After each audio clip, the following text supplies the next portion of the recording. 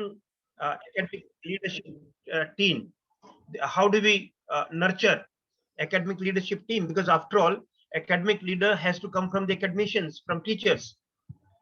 And therefore, if you can identify people at the early stage, people who are cut out to be very inspiring leader, will make a difference. Because as I was must have mentioned in the role of a teacher, is as given in these three letters, IIT, involve, inspire, and transform.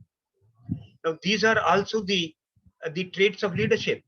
So every teacher is in a way is a leader, because leadership is defined in influencing the behavior of those being led. So every teacher, in his or her right, is an academic leader, because if he's not an HOD or a dean or a principal or a vice chancellor, he or she is a teacher in the classroom. And again, in the classroom, the role being involve, inspire, and transform, you're performing exactly the same role as a leader does, because you're influencing the behavior of the lad, in this case students, making them more interested in learning. And therefore, issues of leadership. Now I begin with a statement I had heard from at the convocation address when I was in AIT Bangkok as chairman of the Industrial Engineering Division. A person, in its convocation address, I think it was one of the Asian countries, he said that there have been studies to find out why certain countries have developed and others have not developed. And a lot of people have done econometric modeling analysis and say, the natural resources, this and that, develop in econ. This is all irrelevant. He says, in the ultimate analysis, two factors make a difference. Whether some countries, and when I say country as a system, it applies to an organization as a system, it applies to a department as a system. And therefore, two factors are critical. And if these two factors are present, the system would grow, develop, because they would circumvent all resource constraints and all limitations. And if these two factors are missing, you will not develop, although you will find reasons and excuses for not developing. And out of these two factors that he talked about, one was the sincerity and commitment of the top leadership of the institution. And the second factor is the quality of people that you hire. If these two things are in place, rest of it will find, you'll make right policies, you'll make right systems, you'll make right evaluation mechanisms, you'll find out systems of taking care of the constraints of money, resources, and space, because you have brilliant people and sincere committed leadership. And then he says that look at countries who are developed. They might not be very resource rich. For example, the example he gave was that of Japan. Japan is highly in a space constrained country. They import iron ore, let's say from India, and sell steel back to India at a cost lower than TISCO. You'll find solutions to the problems if you have commitment and sincerity of top leadership and quality of people that you hire. This, he says, applies at a national level, could apply at a state level, because you'll find some of the states that are not on the top rung of the development hierarchy are extremely rich in mineral resources, extremely rich in biodiversity, and yet they are not able to exploit those enormous bounty of nature, because maybe that the issues that concern education, leadership, and quality of people needs to be addressed. Now, based on that, I believe that an academic leader can make a transformational impact on institutions. You'll find that, and this applies, although he or she is only one person at the top, could be a vice chancellor of a university, could be a principal of a college, could be head of the department, or could be a dean. To me, all are academic leaders. Or it could be a group in charge, or it could be team leader in a small R&D project. All are essentially leadership, because academic leadership is a coordinative type leadership, and a team leadership plays an extremely important role in this. And therefore, I'll be sharing with you the issues, what is expected, and the kind of culture that you create. Imagine, for example, Delhi Metro. I mean, you know that, and the person belongs to your state. But single man, Sridharan, made a transformational impact in in leading the project of Delhi Metro, so that everyone else is now consulting him. The leader can make a difference. And to me, particularly, people say that one of my greatest challenges of transformation was when I became the first director of IIT Roorkee. Transformation of the oldest technical university into the newest IIT, to my mind, was one of the most challenging but most satisfying when I look back on many of the methods and techniques of industrial engineering and leadership styles that I teach about. I've been implementing it and very successfully done, so that in my I had only one tenure there, and since then IIT Delhi, IIT Roorkee, out of 23 IITs, remains consistently number 6 in the ranking despite its location. So leadership can make a difference on the people, and it can only happen if that inspirational capability, enthusiastic, and as a playing captain. An academic leader has to be a playing captain. For example, for that reason, whatever positions I might have held. Now, I'll be giving my own examples because of the kind of anecdotal you'll be learning. Now, when I have not ever stopped teaching, whatever position. Now 53 years are over in IIT Delhi. On 9th August, I completed 53 years. And I'm still teaching IIT. Yesterday I had my class in IIT Delhi. I'm teaching my own university where I'm pro-chancellor. I was teaching when I was director in Roorkee. Now, if you're a playing captain, we are guiding research, we are publishing papers, you're teaching, you're one amongst equals. And great thing that happens is directly the kind of culture, the environment that you create, the academic environment and ambience you create, you don't have to fight solutions. No professor in Roorkee ever told me that he will not teach or he has too much of teaching load. When he found that a director can teach every semester a full course, can guide BTech projects, can guide MTech projects. I produced 2 PhDs, and one of them, in fact, is a professor, full professor in IIM Kozhikode in your state, Dr. Rupesh Pati. And therefore, as a result, a good, effective academic leader has to be a playing captain, and that's what I'm saying. It has to be very different from bureaucratic leadership or the kind of the regimental leadership of the chief of army staff or the chief of air staff. Those are disciplined forces, or in DG police. Now, disciplined regimented forces are, the leadership style is very different compared to intellectual leadership that an academic leader can provide. And therefore, as a result, there's a theory of leadership known as contingency theory. May I know, how many of you have heard about contingency theory of leadership? Contingency theory? No, you don't have to feel bad if you're not heard. Not many people have not heard. So if not heard, because to me, if you're not heard, it gives me a stronger reason to say that. Now, contingency theory of management, or it's also known as situational theory of management, what it says, that there is no single best way of managing all situations. There is no single best leadership style of all institutions or all organizations.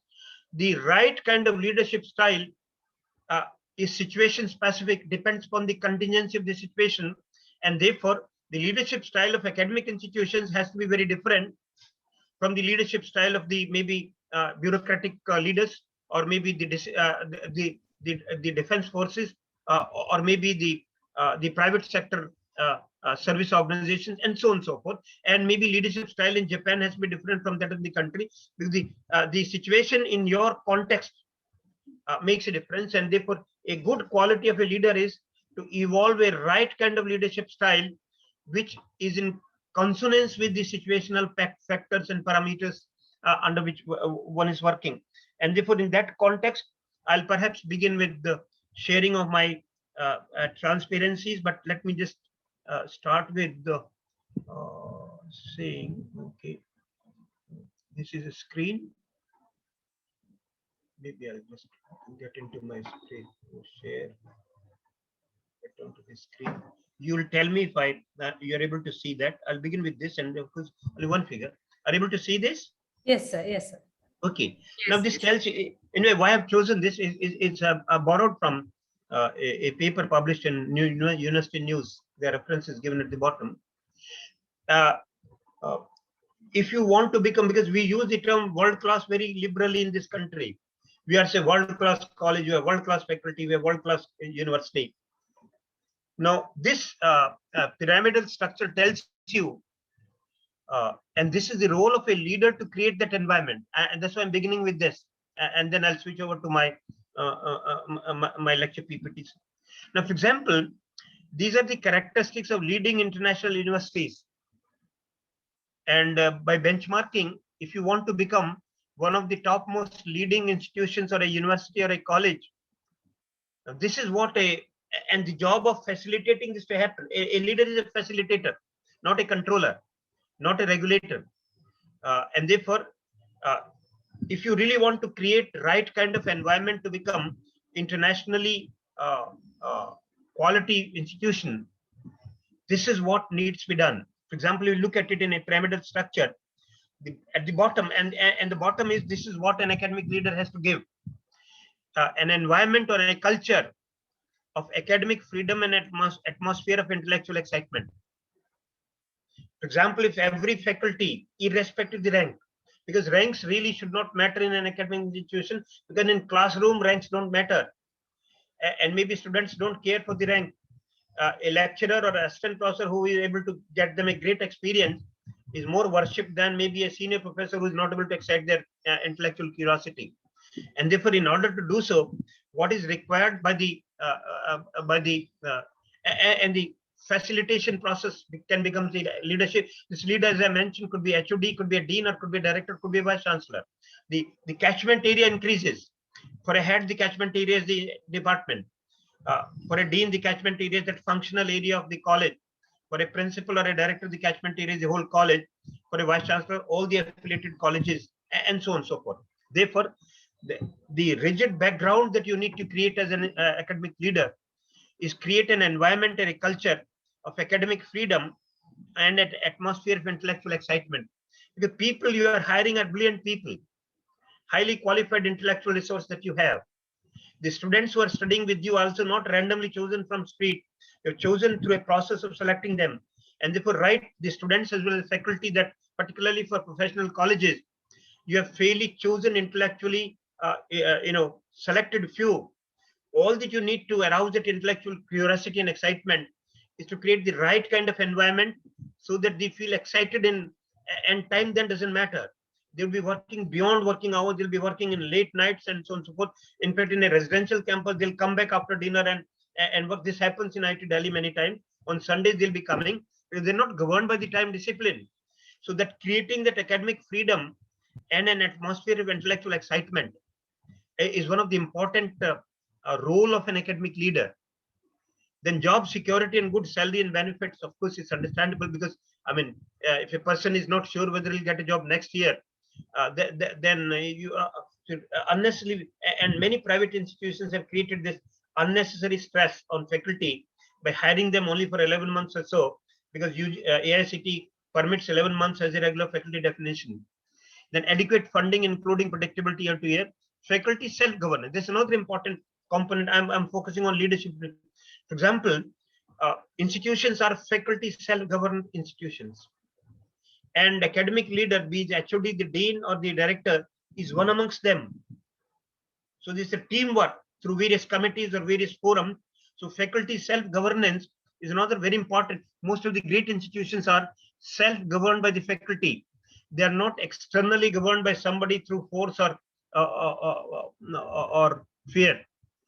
Favorable working conditions, adequate facilities, top quality professors, and excellence in research. And therefore, you can see that the job of a leader is to create that academic freedom and an atmosphere of intellectual excitement.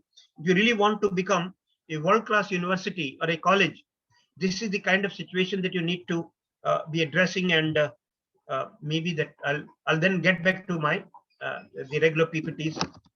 Here, I simply wanted to show you what is required to be done if you wish to be. Now, give me. Are you able to see this? Yes, sir. We can. You're able to see that. Okay. Yes. Yes. Now, therefore, I'll be talking about. Now, why I've used the word transformational leadership, sharing of experiences, because much of the, as I mentioned, that I've been more than 53 years in teaching and research, out of which at least maybe 30 years are in some role of leadership, maybe even more than that, because as I'm including with the HOD as a part of the leadership team, I've been head, dean, chairman, AIT, deputy director, officiating director. In fact, I learned that Professor Anu George has her MTech degree signed by me. That time I was the director in IIT Delhi before I went to Roorkee. Now, therefore, as a result, for last 30 years or so, some of the experiences might help you in translating that whatever I'm saying is not simply an empty talk. I've experienced and succeeded in solving those situations. This way it works out. Now, first, I'll just a primer on essentially on leadership to those who might not be very conversant with these things. A leader is someone who can influence others and who has managerial authority. That's how technically in management parlance a leader is defined. A leader is someone who can influence others and who has managerial authority to do so. And ideally, therefore, all managers should ideally be leaders. There's a difference between administrators, managers, and leaders.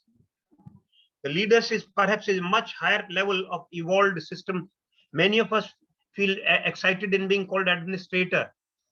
To my way of thinking, administrator is the lowest level of leadership style, which only is by rule-based systems, and therefore the intrinsic caliber of the individual doesn't show up so much. You're rule governed. Almost the rule book will tell you what to do, and therefore administrator, manager, and leader. Ideally speaking, everyone should be a leader in, and therefore as a teacher also could be a leader because he or she is influencing the impact of his her lectures on students who are actually the primary focus of our existence. And therefore someone who can influence others and has managerial authority. And you can now quite see that in this definition, a lab in charge is a leader because he has someone to report to him, the technicians who work under that. A workshop in charge is a leader, head of department is a leader, the deans are leaders, the director is a leader, the vice chancellor is the leader because it fits into this definition. And therefore, not all, ideally all managers should be leaders, but all leaders may not be effective managers. And therefore, this brings out two dimensions of leadership, which will become more clear when transactional leadership and transformational leadership. Transactional leadership is efficiency-driven management. You're able to get things on time, the class gets started on time, the session begins, the examinations are conducted on time, results are discussed. All these are transactional leadership because you have, that's important, but that's the base. But all transactional leadership may not be transformational leadership. And all transformational leadership need not be transactional. You may be a very visionary leader. It feels good, but is not able to translate that vision into nuts and bolts on the ground reality. And therefore, although he talks very inspiring lectures, means well, but on ground is not able to demonstrate the results because it's a transformational but not transactional. And therefore, what is really required by a great leader is to be both transactional as well as transformational. Transactional would demonstrate that things are happening efficiently, and transformational would think of improving those efficiencies to a greater magnitude because the room for improvement is the largest room under the sun. Even if you are extremely already #1 college in Kerala, it does not mean that there is no room for improvement for you. That complacency is the biggest enemy of the improvement. There's so much to compare yourself with, maybe outside Kerala, maybe outside India. And therefore, if you're a transformational leader, in addition to being transactional leader, the improvement can be an order of magnitude. And that's where so therefore an ideal leadership should be both transactional and transformational. The process of leadership is a process of influencing a group towards achievement of a goal. Now, so much research has been done on leadership, and yet so effective leadership is visibly on ground in various organizations and systems that you come across the globe. Now, every organization is a purposive system. It is a goals to be accomplished. And the leadership is a process of influencing the people in the structured organization, involving people, using technology. And therefore, organizations use technology, process, structure. And the role of a leader is that evolve that how do you influence people within that structure so that they're able to achieve the intended purpose, the goal of the organization, for example, and for that you need to even define the goal. Many times the leadership does not even define what exactly is the goal of an institution he or she is leading. Then, as I mentioned, contingency theory says that there is no one best way of leading an institution. It depends upon the situation, and depending upon the situation, and what is the situation, the caliber of the leader, the caliber of those being led, and the situation. The situation is that are you in a competitive situation? Are you in a stronger wicket, or you're on a weaker wicket? So the kind of environment, so the profile of the leader, profile of the people being led. For example, in the case of teacher-student, is a profile of the teacher and the profile of the student. Together will get you the experience, and therefore, as a result, depending on that, the leadership style could be telling, selling, participating, and delegating. In telling, is a more autocratic style of leadership. Normally, it comes when people are incompetent down the line. The leader defines the roles and tells people how to do their job. People are neither competent nor confident. So if your employees are not competent people, then the leader almost tells them what to do. Almost, it's almost dictating what to do. And maybe that's the only style. One may wonder as to, is it a good style? This is the only style, because what happens that when you're dealing with incompetent people who are not confident of themselves, or don't have the wherewithal, they don't have the knowledge and skill, somebody has to be more interactively telling them what to do. So this is a greater degree of involvement of the leader in actually directly hand-holding in a more intervening manner. This happens, but unfortunately, sometimes it happens by design. A person who doesn't want to delegate power down the line might feel more comfortable in leading with incompetent people, because then they can't do anything without him or her. Every time they'll say, okay, sir, what do I do? Am I right? Am I okay? Because and if that happens, that you deliberately settle down with substandard people to be hired in the system, which in fact Shahrukh Rangnekar in his very famous satirical book called Pooch Manager, Pooch ke batayenge. What do you do? You are given power to him, but he doesn't enjoy that power. Say, boss se pooch ke batayenge kya karna hai. We'll ask him what to do.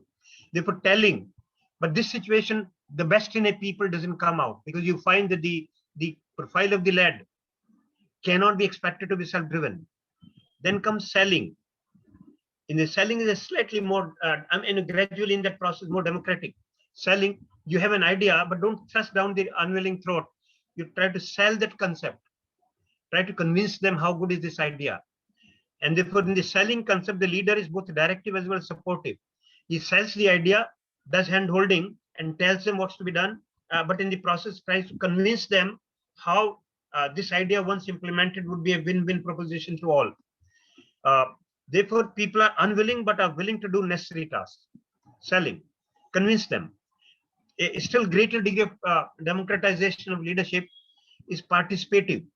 Leader and followers make joint decisions, where people are able but unwilling to do the job. So jointly they determine set of goals, set targets together in a more participative manner. And this participative style of leadership, in many educational institutions, this may be obtaining, because you have faculty boards, you have academic councils, you have advisory boards, you have dean's committee, etc., etc. But then they may be participating.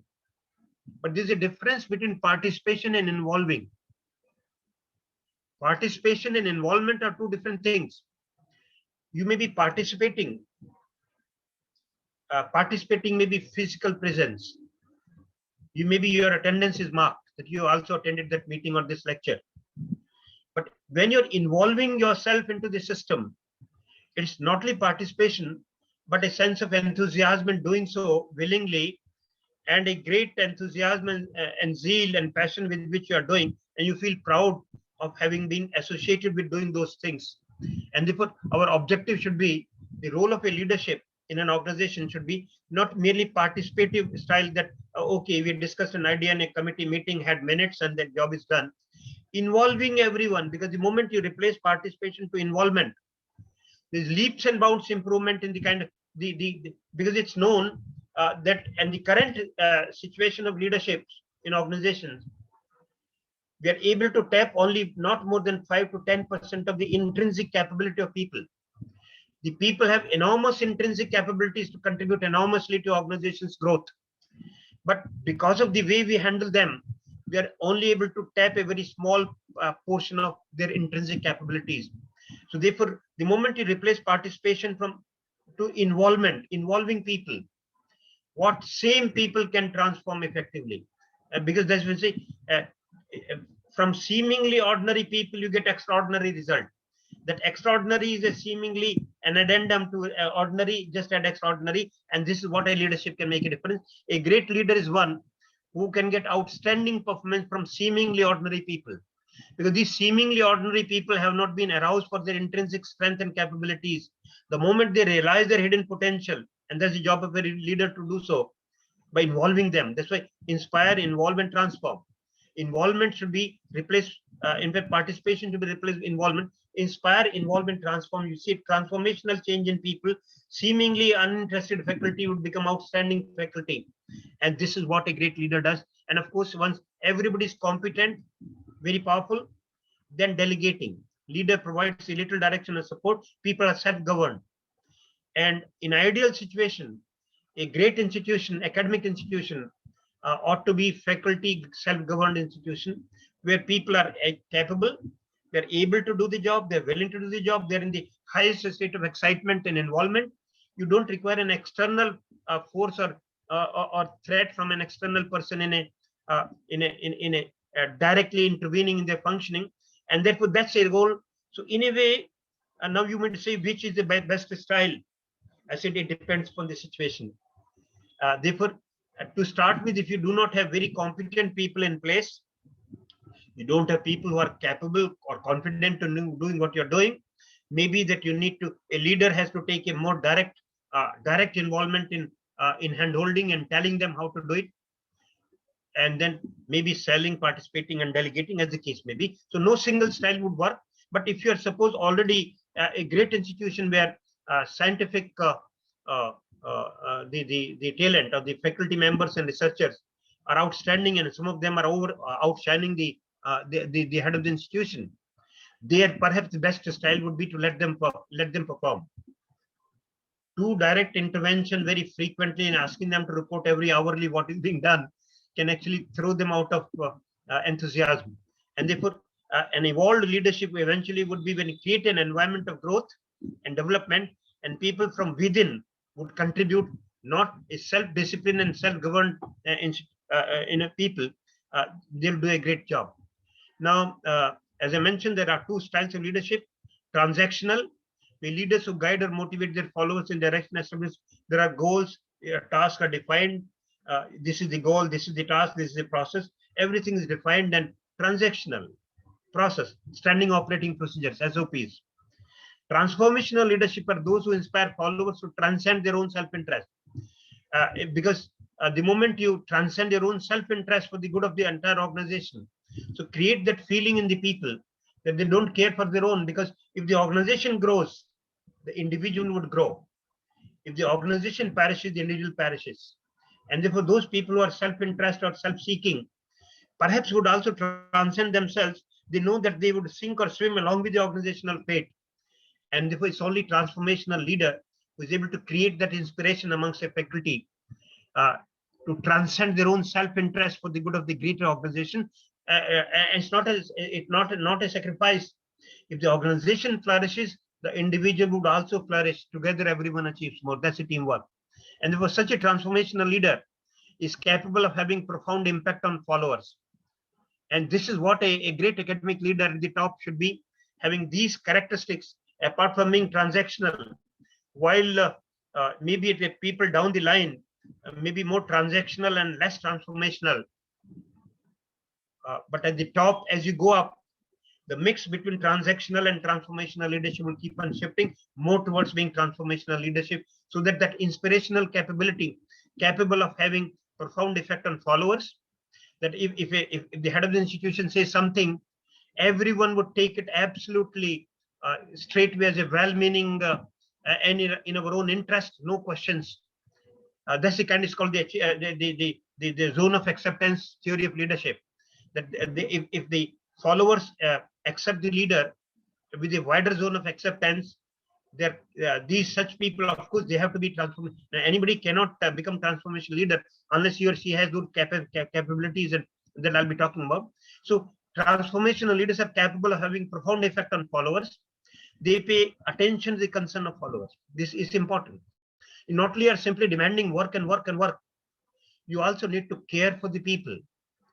And unless you also take care of their concerns, their genuine issues, their genuine problems, these genuine problems could be their official problem, their genuine problem, there could be their domestic problems, their financial problems, and they're not able to pay the fee of their child in the school. All those issues would come. So a genuinely good transformation leader will pay attention to the concerns of followers, then change followers' awareness of the issues. You're able to bring the right kind of priority structure.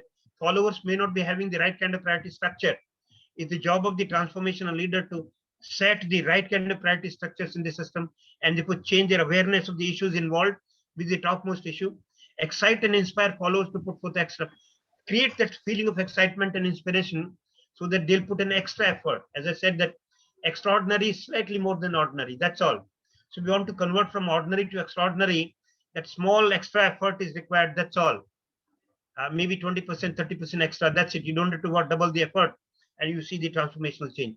Then built on the top of the transactional leadership. This is important.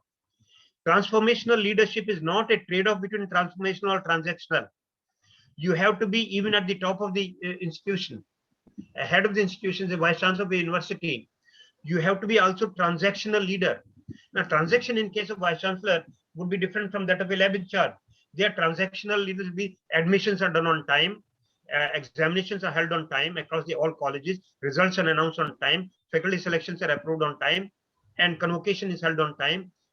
The entire documentation, curriculum review, assessment of the doctoral students, everything. So at that level of working, you build up transformational leadership on the top of the transactional leadership, and therefore it's a modular kind of thing. It's not a trade-off that you have this versus this, and therefore a transformational leader has to build up on the, that means he or she has to be an efficient leader, and this would actually help you in choosing the academic supply chain. For example, maybe I say this right here. For example, one of the ways of choosing your head of the institution of a university or a vice chancellor or the director or a principal of a college could be build that academic leadership supply chain at early stage. Find out those faculty members who are whatever role is assigned to them at a micro level. They're able to create a great transactional leadership. They're absolutely efficient in doing that job with great quality focus, quality, time, cost, everything, and able to. And therefore, those people are very, very successfully able to conduct the task given to them or a project given to them can actually be identified over a systematic period of time, or the potential leaders who need to be given higher positions. And therefore, if you are able to identify that, and therefore, as a result, a very good model of academic leadership at the top level could be find out from amongst the faculty members who can become very efficient HODs who have the track record of taking everybody along, are themselves absolutely outstanding in their academic performance, are very efficient in dealing with what they're dealing, are great team players, are able to take everybody along, and there are no egos associated with them. You identify such a person to head the department. Then from this person, if he proves to be a great HOD, because he might have been head of a group in charge, but as a head, you have to go beyond a group. If he still continues to pamper his own group, for example, if you're in civil engineering, you only keep on pampering the irrigation group or a construction management subgroup and ignore others, then you're only a highly praised group in charge, not HOD. The moment you become an HOD, you forget about your own departmental group. You belong to the entire department. Similarly, when, and that's why a very extremely outstanding HOD would be identified to become a potential dean of the institution or the university, because he has proved a track record of taking everybody along, and therefore track record of being a very outstanding HOD. Then he becomes a dean, a higher level responsibility. And as a dean, again, you forget that you belong to a particular department, you belong to the entire college. If you still continue to favor your own department or your own lab in that department, you're not actually graduated beyond a lab in charge. And therefore, if you prove to be an outstanding dean, you're cut out to be a pro vice chancellor or a vice chancellor or a director or the principal. So if the academic leadership supply chain is nurtured in this way, consistently track a powerful track record in previous positions, and building it up subsequently can create, and therefore that these people at every level give an evidence of superior performance of the leadership. And of course, then people talk about charismatic visionary leadership. Now, charisma is a personality trait. Not everybody have it. Now, charismatic leadership is people who have that charisma, is enthusiastic, self-confident leader whose personality and actions influence people. The very presence of those people, the very fact this person is present there makes a difference. The aura that is associated with such a person. Now, charisma is a personality trait. The aura associated with the leader and the very physical presence of that leader amongst his followers, amongst his group. And he's all the time enthusiastic, confident, pleasant, dealing with people, and with great courtesy amongst the. Therefore, such a charismatic leader can articulate a vision for which he or she is willing to take risks. So risk-taking capability is also an implicit component of a charismatic leader. Articulate your vision, sensitive to the environmental constraints and follower needs. You can't be insensitive to the needs of your followers or needs of the external environment in which you're doing business. You can't ignore the fact that you are a private self-funded institution and you can't start copying IITs on day one because your situations are different. Sensitive to your environmental constraints and follower needs, you exhibit behaviors that are out of ordinary. Charismatic leaders don't behave in an ordinary fashion. They actually think out of the box. They look out of the ordinary. Very, very different. The physical presence is a very exciting experience by itself. Charismatic leaders correlated with high job performance and satisfaction amongst followers. In fact, it's found that people who are charismatic leaders, there is very strong correlation with high job performance and a greater degree of satisfaction amongst followers. And individuals can be trained to exhibit charismatic behavior. Now, you might say that are leaderships trained or leaderships are born? It's both. Some people have inborn traits of leadership, but these can be honed, these can be developed, these can be nurtured, and this is what actually needs to be done. And to some extent, Ministry of Education is, in central government, and the AICTE has now taken this lead. Now they have a program called LEAP. LEAP is leadership program for academic professionals, practitioners. So therefore, in fact, started with IIT Roorkee and IIT BHU. I delivered as a resource person. There were some IITs were identified in training potential directors of IITs and NITs by giving them 3 weeks of leadership program. I might have mentioned it while I was teaching faculty development. And therefore, it's possible that you can, by training people in leadership, academic leaders, because in our subject domain specific, I've studied mechanical engineering and civil engineering. I may not have been taught these characteristics in any way. Management and industrial engineering components are unfortunately going down and down in the enthusiasm of teaching and more of your domain subject, and thereby having a unidirectional growth of of engineering people. So therefore, it's possible for people to, and that's the relevance of this lecture. And therefore, transactional leaders who guide or motivate or followers in direction. This, of course, I talked about.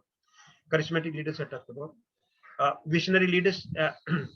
Visionary leaders are those ability to create and articulate a realistic, credible, and attractive vision that improves the present. So, visionary leader is able to think, dream, and articulate a realistic vision, credible, attractive vision. And the way a visionary leader would present a clear and compelling imagery that inspires enthusiasm to pursue the organization's goal. People must believe that their vision is attainable. Visionary leader has the ability to explain the vision to others, express the vision verbally and behaviorally, and apply the vision to different leadership contexts. And therefore, now to say whether visionary or charismatic, it's both. It's not a trade-off. If you can involve both, perhaps it will be wonderful. And then team leadership. This again is a very important requirement of academic leadership. Because as I said, all of us are essentially coordinative type of leadership, be it head, dean, or director, or vice chancellor. The role of a team leader is different from traditional leadership in bureaucracy. And therefore, I would, ideally speaking, an academic leader should not try to become a bureaucrat. Sometimes we have a tendency to, once we get into that seat, and our uh, long cherished dream of having become a bureaucrat, that's not a great quality in my perception. And therefore, essentially, whatever chair that one may be occupying, academic leadership coordinative type, with the role of team leader is very different from traditional bureaucratic leadership style. And therefore, you require skills like patience to share information, ability to trust others and give authority. You have to delegate authority to people of the members of the team, and you must know when to intervene, when not to intervene.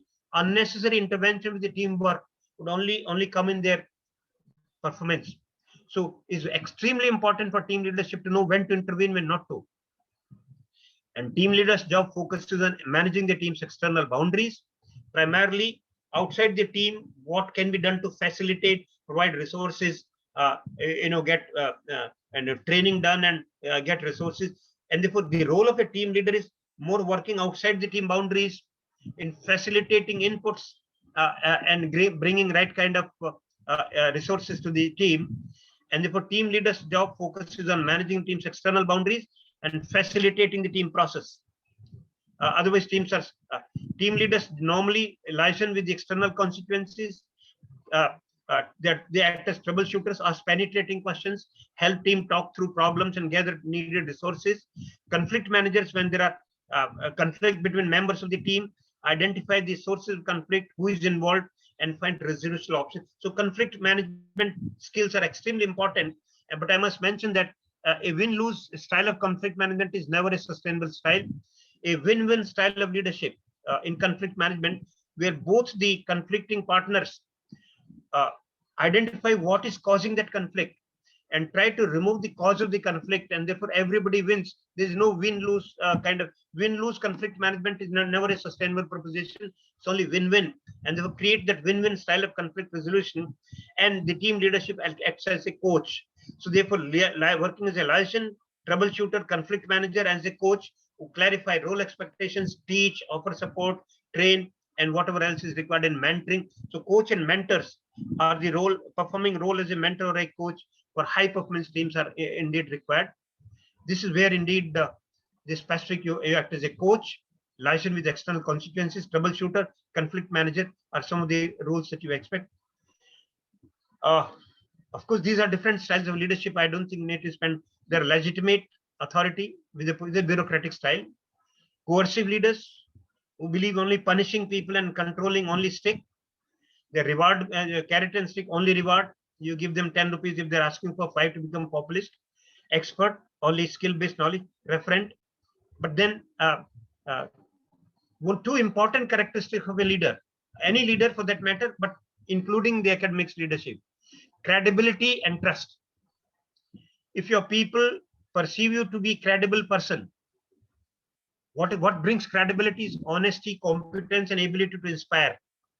And out of that, honesty is number one characteristics of admired leaders. Out of honesty and competence and ability to inspire, if you have to choose one of them, it'll be honesty. That'll bring credibility. You do what you say what you do. And trust is belief in the integrity, character, and ability of the leader. If people know that this person has lead integrity, he or she has a character and has the capability, then people are confident that rights and interests will not be abused, will not misuse the power, will not be important for empowering subordinates, and must trust employees to use it. And therefore, trust is a mutual process. Trust begets trust. And therefore, if a leader trusts the employees, employees would also trust the leader. And therefore, there is a trend towards expanding non-authority relationship within and between organizations, and widens the need for trust. And therefore, non-authority relationship, sequential authority, by virtue of the moral authority people have, by virtue of knowledge and their behavior, they can exercise enormous impact on this. So we need credibility and trust. How does trust comes? This is what we need to, credibility and trust. These are important enablers. As I said that initially, I'm giving you a primer on leadership, particularly focusing on academic, and later on I'll be sharing my anecdotal things that I did in some of the institutions I had an opportunity to lead. Now, for example, I can begin from be fair. Now, fairness is extremely important characteristic. Fairness in evaluating people, fairness in promotions, fairness in rewarding, fairness in doing whatever you are doing. If people perceive you to be fair, you don't have to, as a leader, feel I'm fair. People must perceive you to be fair. And if your subordinates perceive you to be fair, the trust is instantaneously built, which in turn would increase your area of acceptance. People would believe you straight away because you are perceived to be fair. Speak your feelings. If you genuinely feel whatever something, now speaking your mind is not a bad thing for a leader. While you listen to people, you must also speak your feelings. Unless people express it through your delivering your inspirational talk and expressing your feelings, you share a vision. Tell the truth. Let's not put in, if there are weaknesses associated somewhere, tell the truth that we are weak on this, because many times there's a tendency to over project the strength and underplay the weakness. To my mind, says sure as we are going down the drain. Every weakness is an opportunity to improve, is an agenda for improvement, and therefore as a result, a leader should be able to tell the truth, good and bad. Show consistency. Consistency is one of the most important trait in decision making in a leader. If you're consistent in what we are doing, because major problems in selecting people, in promoting people, in admiring people, in rewarding people, which causes problems more than the reward gives benefit, the inconsistency with which we are promoting people, or with the so it's the consistency. If, for example, if you are very rigid in promoting people to a higher level, you say nothing doing, not less than, unless you produce 2 PhDs, you won't become professor unless you have so many. If you're consistent about this, perhaps there may not be much problem. But if you're inconsistent, somewhere you have promoted people even without having a PhD, and elsewhere you're saying only 10 PhDs, this is not enough. It is inconsistency which is root cause of major problems of credibility and trust. And therefore, amongst the important parameters of building trust is the consistency of your action. Fulfill your promises. My take on this: under promise but over deliver. Don't be very liberal in promising, because you may not be able to fulfill them. Under promise but over deliver. But at least deliver whatever you have promised. That will bring you trust. Maintain confidence in the people. If certain things are to be left with the people, is a personal difficulty. It doesn't have to be broadcast. Demonstrate competence. Show that whatever is given to you, you yourself are doing. That's what I say, playing captain. Demonstrate competence you yourself are doing. If your own executive councils are not held on time, your academic councils are not held on time, your agenda is not complete, you can't blame the colleges and the HODs and deans are not doing their job on time. So demonstrate that you are a playing captain, and practice openness, transparency, openness, and open to the ideas, openness to your own functioning, being open to people to look into it, nothing hidden. And as a result, this is what brings trust. Now, the culture that this is a kind of one of the important job of a leader is to create culture. This, of course, is the attributes of organization culture, degree to which employees are expected to exhibit precision, analysis, and attain details. Degree to which attention to details, outcome orientation. Maybe I'll go to the second now. Attention to details. Now, many times we don't pay attention to details. Many projects fail because we forgot so very trivial looking mundane job couldn't be done. We didn't have a particular type of spark, the plug. We didn't have a particular type of washer. Outcome oriented. Don't focus on activity based. Have whole long meetings every day. There's a tendency to keep people engaged in meetings for NBA, for NAC, and all the time. Not a great outcome orientation. If with fewer time I can deliver better outcome, it should be appreciated. That's efficiency. People orientation, team orientation, aggressiveness is, of course, it depends upon low to high. Aggressiveness is not a great quality of leadership. It's a continuum from low to high. If you want to map an organization culture, map on these characteristics, each being low to high, and you know what kind of organizations. This is an exercise, you can do it yourself. Now I'll come to, having given you an overview or a primer on leadership, primarily from the literature, focusing primarily on academic leadership. Now I come to the academic excellence challenges and opportunities. The challenges are that currently the quality of academic leaders that we have in the institutions, and when I say this, I'm not meaning a particular institution. I'm saying by and large, is not very exciting. Indeed, I had conducted as a part of a PhD thesis being done on quality of technical education in my university. I conducted a sample-based studies of the affiliated colleges, including what are the enablers of quality education in technical education, and in priority rating, out of 9 enablers of quality education, the topmost was the quality of faculty, followed by the teaching learning process. Third topmost was the quality of academic leadership. So out of 9 enablers, after the quality of faculty, the quality of academic leadership, and now you can see that when I begin my lecture, only 2 prerequisites: the sincerity and capability of the top leadership, and the quality of faculty people that you have. Now, therefore, in that the structure, topmost is quality of faculty, teaching learning process, which are of course derivative from that, and the academic leadership. Then fourth comes the quality of students. Fifth comes the physical infrastructure. Then the alumni relations and all that, and then comes cultural and sports and cultural. Nine things. This is what should be. This study also conducted what is actually happening. Unfortunately, and I must say it's unfortunate, that the topmost capability came on the physical building infrastructure. Highest priority being given to the buildings, 5-star rating. Faculty quality came 5th in the ranking. Student quality, of course, 4th in both the places. And unfortunately, the academic leadership came even below the faculty quality, which means that for whatever reason, people or organizations or owners or systems, whichever might mean, are not very keen to have very capable people to lead the institutions. Maybe as some people, I'm not saying it's my view, and it's not individual organization. I'm not talking about your college. I'm talking at a national level survey, which says that by and large, the very best of the profession do not get the opportunity to lead the institutions. And as a result, the law of mediocrity obtains. This is what Sharu Rangnikar calls the law of diminishing caliber. If the people at the helm are not the best of the society, their preference would not to pick up the best to work for them.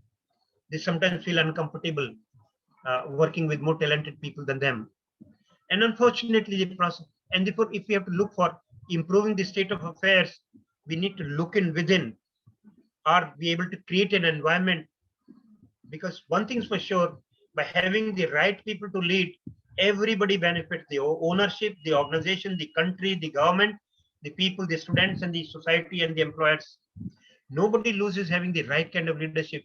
Only thing is, we might have to forget about temporary conveniences and hire people for competence and not for convenience. If that happens, things will happen. Right now, it's not happening across the board. And therefore, what you require for academic excellence, a burning ambition for excellence and achievement, and leader commitment. As I said, unless the leader is committed towards that goal of achieving the best, and that burning ambition for excellence and achievement, nothing less than excellence would do. You'll not feel comfortable unless you reach the very best. And for that, sincerity and commitment to goals of excellence by top leadership, this is what I mentioned in the beginning, and the quality of people that you employ. And in fact, it's not mutually exclusive. Sometimes the top leadership is very competent, top leadership, they in turn would go in for quality people being hired. And therefore, there are 4 conditions that you need to create for, and the leadership style must, your customer orientation, which means identify who are your customers. Immediate customers are your students, and ultimate customers are the society or the employers. So whatever you do in the college or the university, look at what are we doing to facilitate our students and our employers. Management by facts, data-driven decision making. Employee involvement, I'm not using the word participation. Involve people. Leader, however competent he or she may be, cannot do all on himself. Therefore, you need to create, involve everyone, right from top floor to shop floor.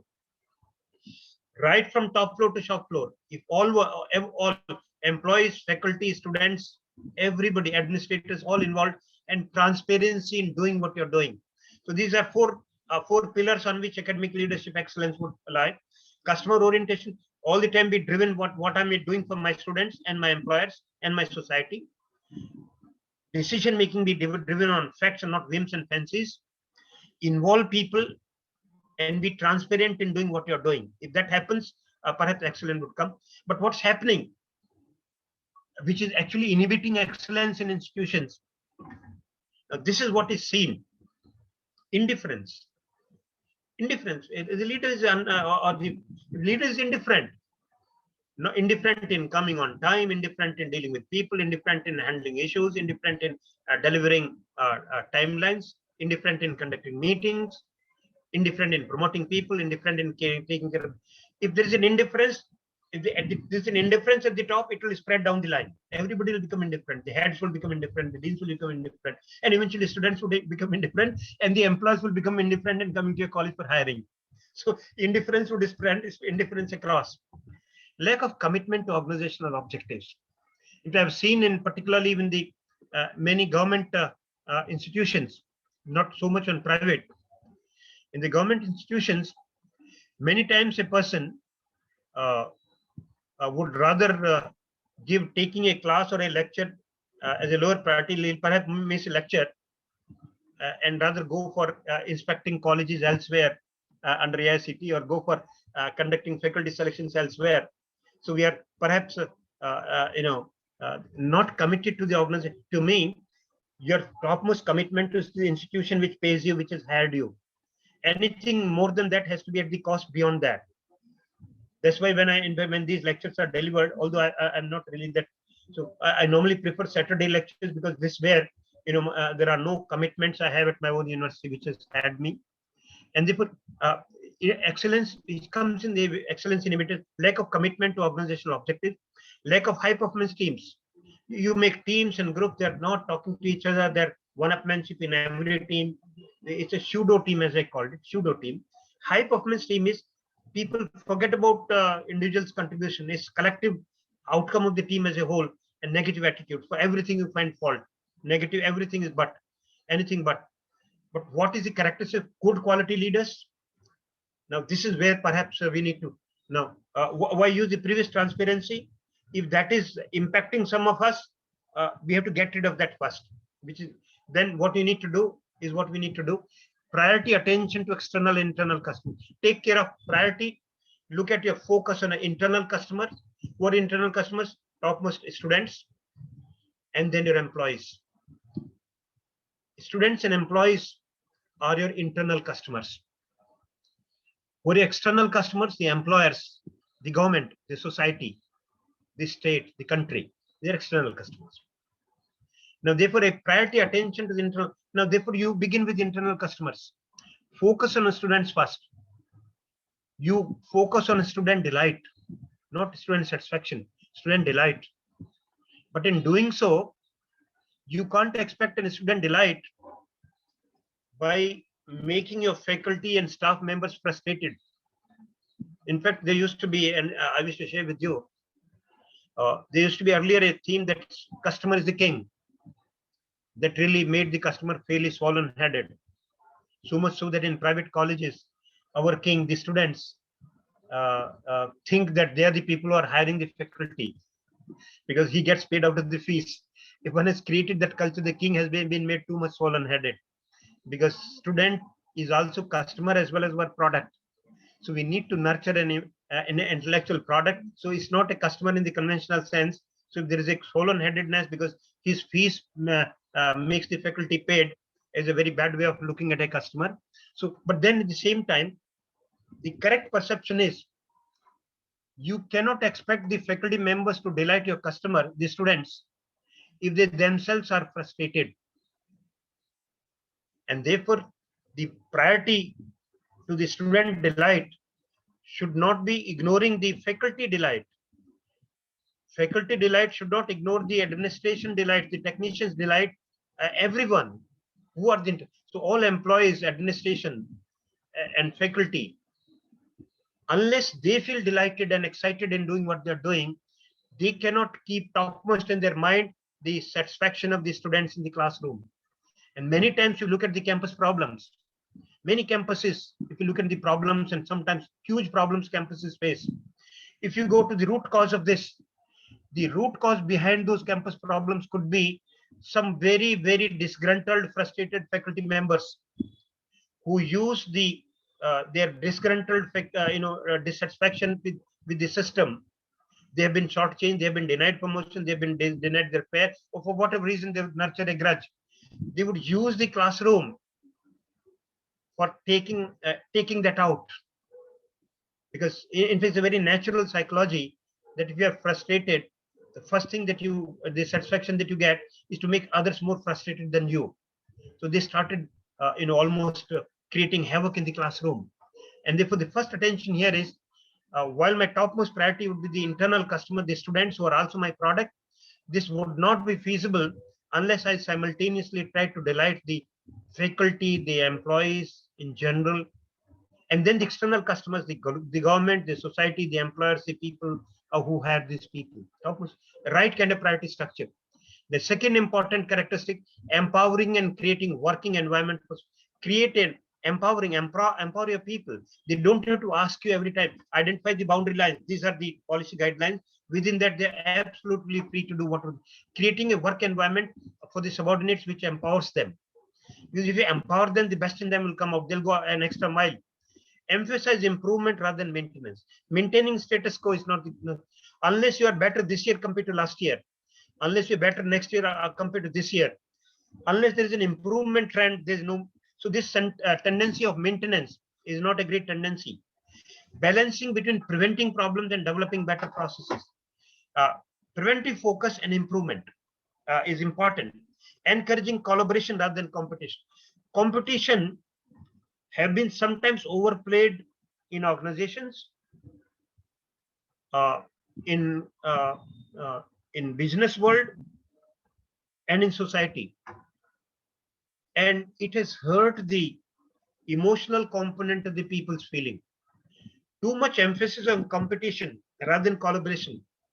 So a good leader would try to have competition, but in a collaborative competition, where you're collaborating with your competitors, so that it's a win-win situation. So emphasize a collaboration much more. Collaborate even with your competition. For example, now it's happening in the national education policy.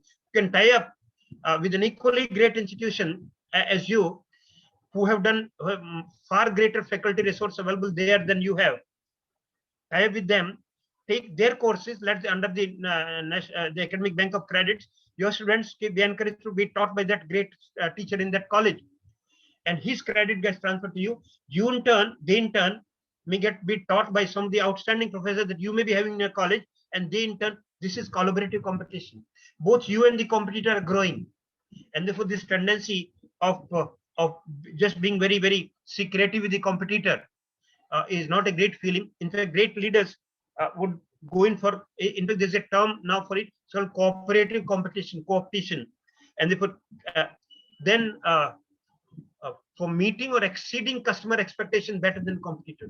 In fact, this one thing, a single goal of the head of the institution to meet or exceed the customer expectations better than your competitors, and benchmarking the best practice. These are two very powerful policies. Benchmarking with the best practices, copy with the best practices, and therefore as I mentioned that in the process I'll be using some of the anecdotal techniques that I used in the process of transformation of oldest technical university in the country, University of Roorkee, into the newest IIT, the 7th IIT of the country. I used benchmarking with the best practices, and therefore this was a challenge, as I mentioned, from state university to state-of-the-art university. So state university was University of Roorkee, although it was a great university, even a state university, but showing declining trends.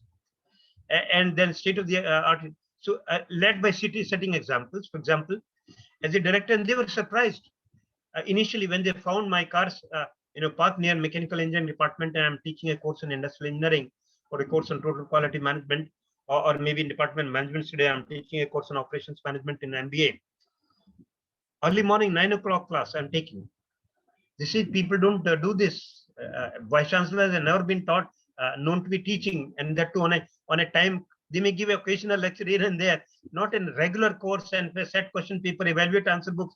I was doing that as director of IT Roorkee. I was setting question paper, I was evaluating answer books, and they were giving me student feedback. They were giving me as they were doing any other teacher. So it's not that I'm a director. They will not be. I will not be exposed to student feedback.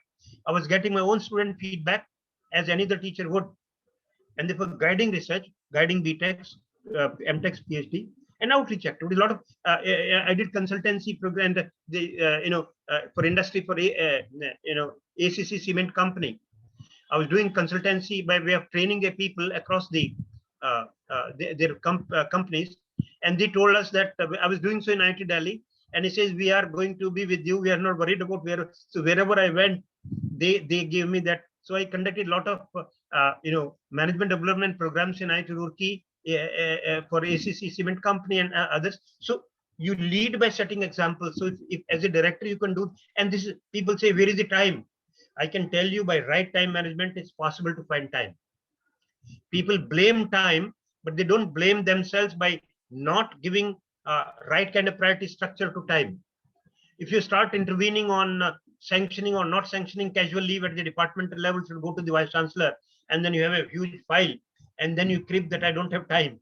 You need to delegate and trust your people to find time, and therefore there are again techniques on how to find time and time management. Lead by setting examples, encourage and reward excellence. For example, the concept of Star Performance Club, using the performance faculty performance appraisal system. I brought that concept of Star Performance Club. Faculty and staff appraisal made very objective, participative, and credible. This indeed I must have discussed earlier. Benchmark with the best practices of other institutions, guest house, library, sports, systems, and processes. So since IIT means excellence, therefore you go in, and fortunately, since I've been a product of IIT system right from cradle to grave, I knew the best practices of each IIT. I didn't transplant IIT Delhi there. Roorkee can never become Delhi. Delhi can never become Roorkee. That tendency should not be done. Many people do that. From the place they have come, they try to bring that, transplant that culture from here. You can never do that. You be selective. What is good there? Can it be brought here after adaptation? So benchmark with the best practices of other institutes, the best guest house, library, sports facilities, systems, and processes. And what is very important? Change for the sake of change is not a great policy. There was great strength in Roorkee culture. Absolutely very hospitable people, very warm people, great hospitality. Where, for example, if a full professor would not mind going to railway station to receive a guest, he'll feel privileged in doing so. That's the kind of hospitality. If I had said so in some of the IIT professors, feel established IIT, they will perhaps tear me apart. How the hell you expect a professor to go and receive a guest? So there were many, the kind of a culture, great the hostels, wonderful teacher-taught relationship, great focus on co-curricular activities, and therefore whatever was great in Roorkee was retained, passionately retained. Don't lose that culture. Retain what is great in your own organization. Pick up where the gaps are. So if there's a library is inferior to the best library, go in for the best library, create that library. Roorkee had now the state-of-the-art library. There was a time now, in fact, the new library that was created, state-of-the-art library at that point in time. They put your guest house, library, sports facility, and so not only physical infrastructure, systems and processes, performance appraisal system, performance evaluation, moderation processes, the way you evaluate your doctoral thesis, the kind of, the pre-PhD seminars and the comprehensive vibe, all those systems and processes are benchmarked with the best practices. For example, since I had been a Dean of Postgraduate Studies and Research in IIT Delhi, almost every, and it was a very successful tenure. I must say that fortunately till now, whatever assignments have been given, I have been able to succeed, and that's the reason that I continue to find a assignment even at this age in my life. Nobody is ever worried about my age because they find a passion in me much more than maybe a very young person. And therefore, if you're passionate about doing this, will happen. And then passion and zeal in leadership. When somebody comes to you and you as a head of the institution, you feel very down with swollen face and had it depressed. Anyway, you are transferring depression. The person came to find a solution to his problem. So you sent him back with bigger problems. So therefore, as a leader, you have to be passionate, enthusiastic, and have the zeal. Passion and zeal, and therefore I use a formula. I'll tell you. I don't know. I've spoken at so many places. I don't know whether I've said so, but good things can be repeated. Never mind. Involve stakeholders in involving a shared vision. Many times we write down vision, mission, core values as matter ritual. It's fashionable to have vision, mission, core values. Many times we copy them from the greatest institution in the world and copy them. The vision is as good as shared and delivered. And unless your people share your vision, so don't trust a vision on. Let this vision be evolved participatively from people. In fact, the IIT Delhi vision, I took 2 years as chairman of the committee to evolve vision mission statements when I was deputy director of faculty affairs in IIT Delhi. It took 2 years in conducting, involving people, consulting department, and finally the governing board of governors frozen a vision which was realizable. In fact, and similarly in my current university, we evolved, and they don't trust a vision and don't take vision mission as merely symbolic or fashionable things because NEC requires it. Many times we do it because NEC requires it, NBA requires it. These are not empty documents. So what do you do? Involve stakeholders to evolving a shared vision, extensive debate. And for that, I require this formula. I don't know whether I used it or I've shown it, but this is a formula which I was using it earlier in IIT Delhi, but in Roorkee, I use it for transformation purpose. And this is a formula which is, as you know, I'm sure you know, E equal to MC square. It has a brand value, Einsteinian famous equation, energy is mass into velocity of light square. But in my transformational leadership counterpart, E is equal to MC square here is E is excellence, M is motivation, and C is commitment. So I've been saying this, excellence is motivation into commitment square. And what does it mean? Of course, I can't prove it like Einstein could prove his theory. It's more a gut feeling, but more important than proving it is the insight it gives you. What does it give insight? Of course, one is that you get attracted by a very famous equation, but let's see what it, and the message it conveys is like this. Suppose you are doing a job half-heartedly, literally half-heartedly. He's doing a job half-heartedly, indifferent, laid back, or half-hearted. Your commitment is half-hearted. So C is 0.5. Yes, I'm sorry for the error. He is half-hearted, not half-heated. It should never be. It should be half-hearted. C is half-hearted. The moment you're doing a job half-heartedly, E becomes 1/4 with the same motivation. Now, motivation tells you what do you do. Commitment tells you how well you do it. So motivation will tell you that you join teaching. Of course, that's all. If you're strongly motivated for doing teaching, that also has an impact. Or weakly motivated, that also, but that's only not square, that's only multiply. So motivation tells you what you do. So you chose teaching, that was your motivation. The motivation was strong, your performance will be strong. Motivation was weak, you chose it because there was no other better option available, your performance would also be. So you need motivation, but commitment square. Even you have chosen with commitment, you can improve your performance even if you are not motivated in the beginning to join teaching as a research, as a career option. Your commitment can transform your results. So if you're doing a job half-heartedly, E becomes 1/4. But suppose you're doubly enthused, passion and zeal, absolutely passionate and you're passionate, you're enthusiastic in doing what you're doing with great passion and enthusiasm, zeal. C becomes 2, E becomes 4. The ratio is 16 times, which means that with the same resources, by simply having at the level of leadership, at the level of people across the board, everyone, if everybody is passionate and enthusiastic in doing, and therefore one of the important role of an academic leader is to bring in that enthusiasm and passion amongst everyone, right from the top floor to shop floor.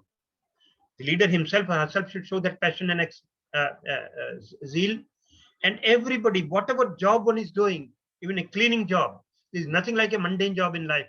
If any job done well has an excellence focus. So bring in that culture, and in order to do so, what I did, I use this as my mool mantra in reminding them every 6 months, every department. So what I would do, it's one of the best practices you may consider.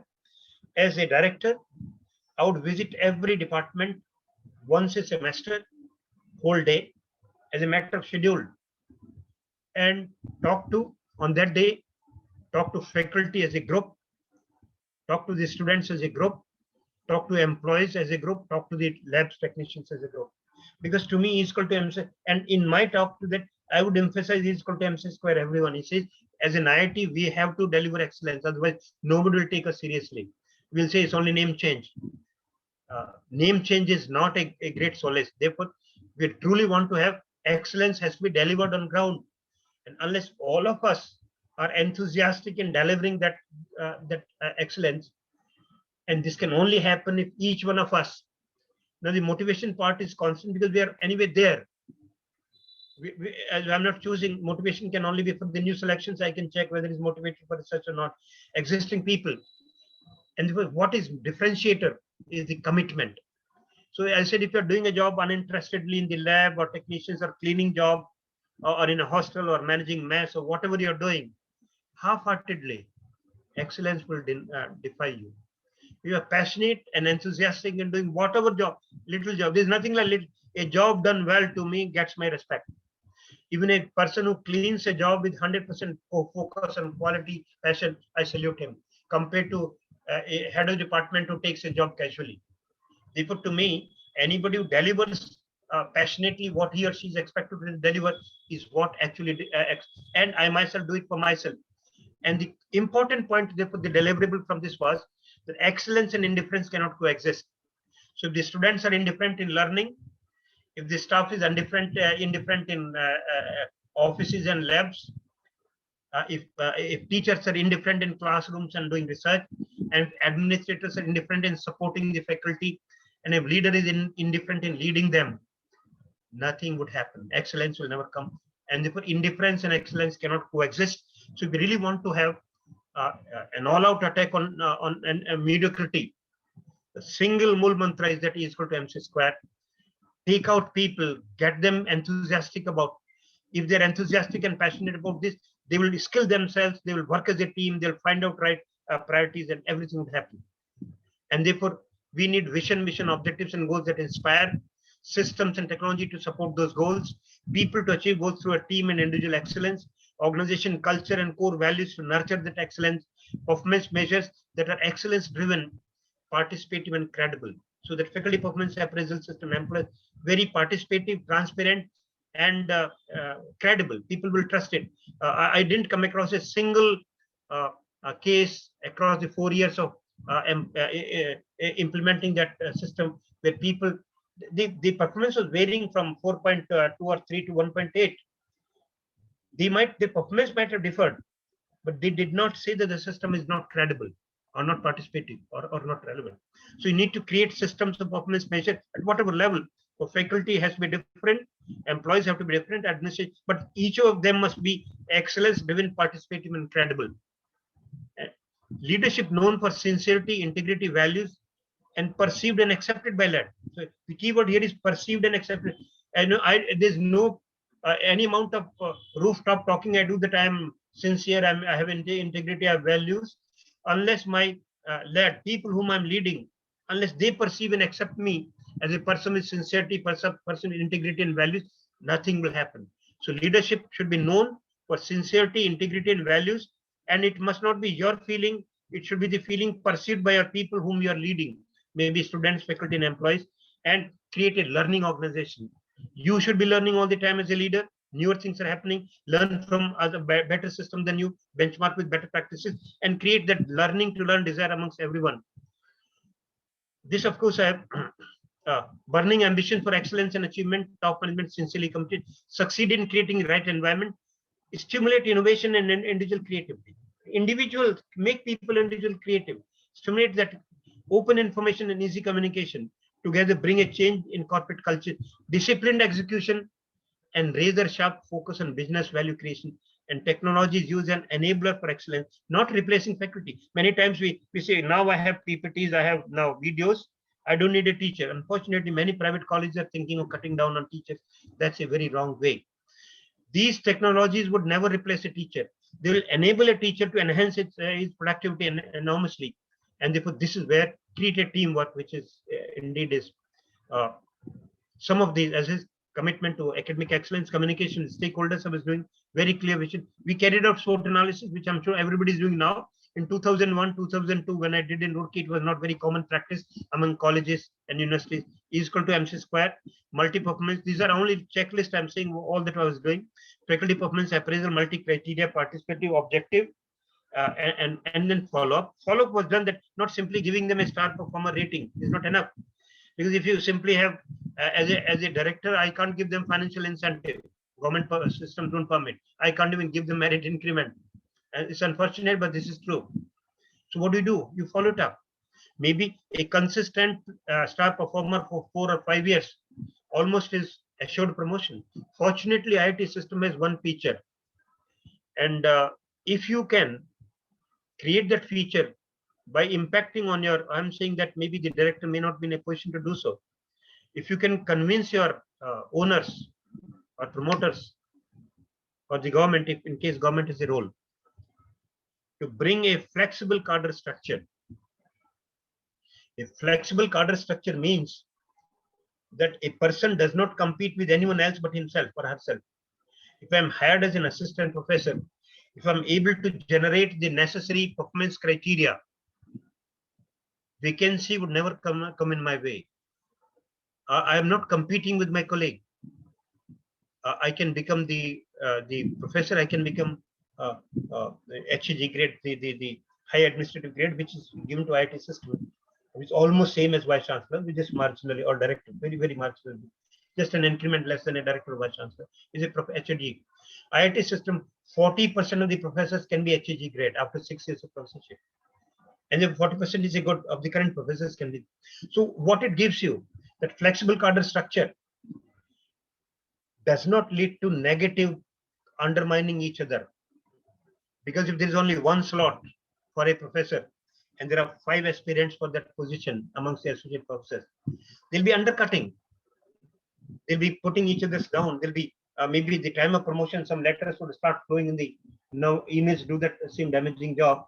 Some unverified email would flow across some imagined misdeeds of this person to stop his chances of being promoted, or somebody's earmark for becoming a director or a professor. Suddenly you find that something dug out from his cupboard, maybe some 30 years back, and not verified. And so all the, if you find out the root cause of doing so, why it's happening, because there is one slot and there are 5 aspirants.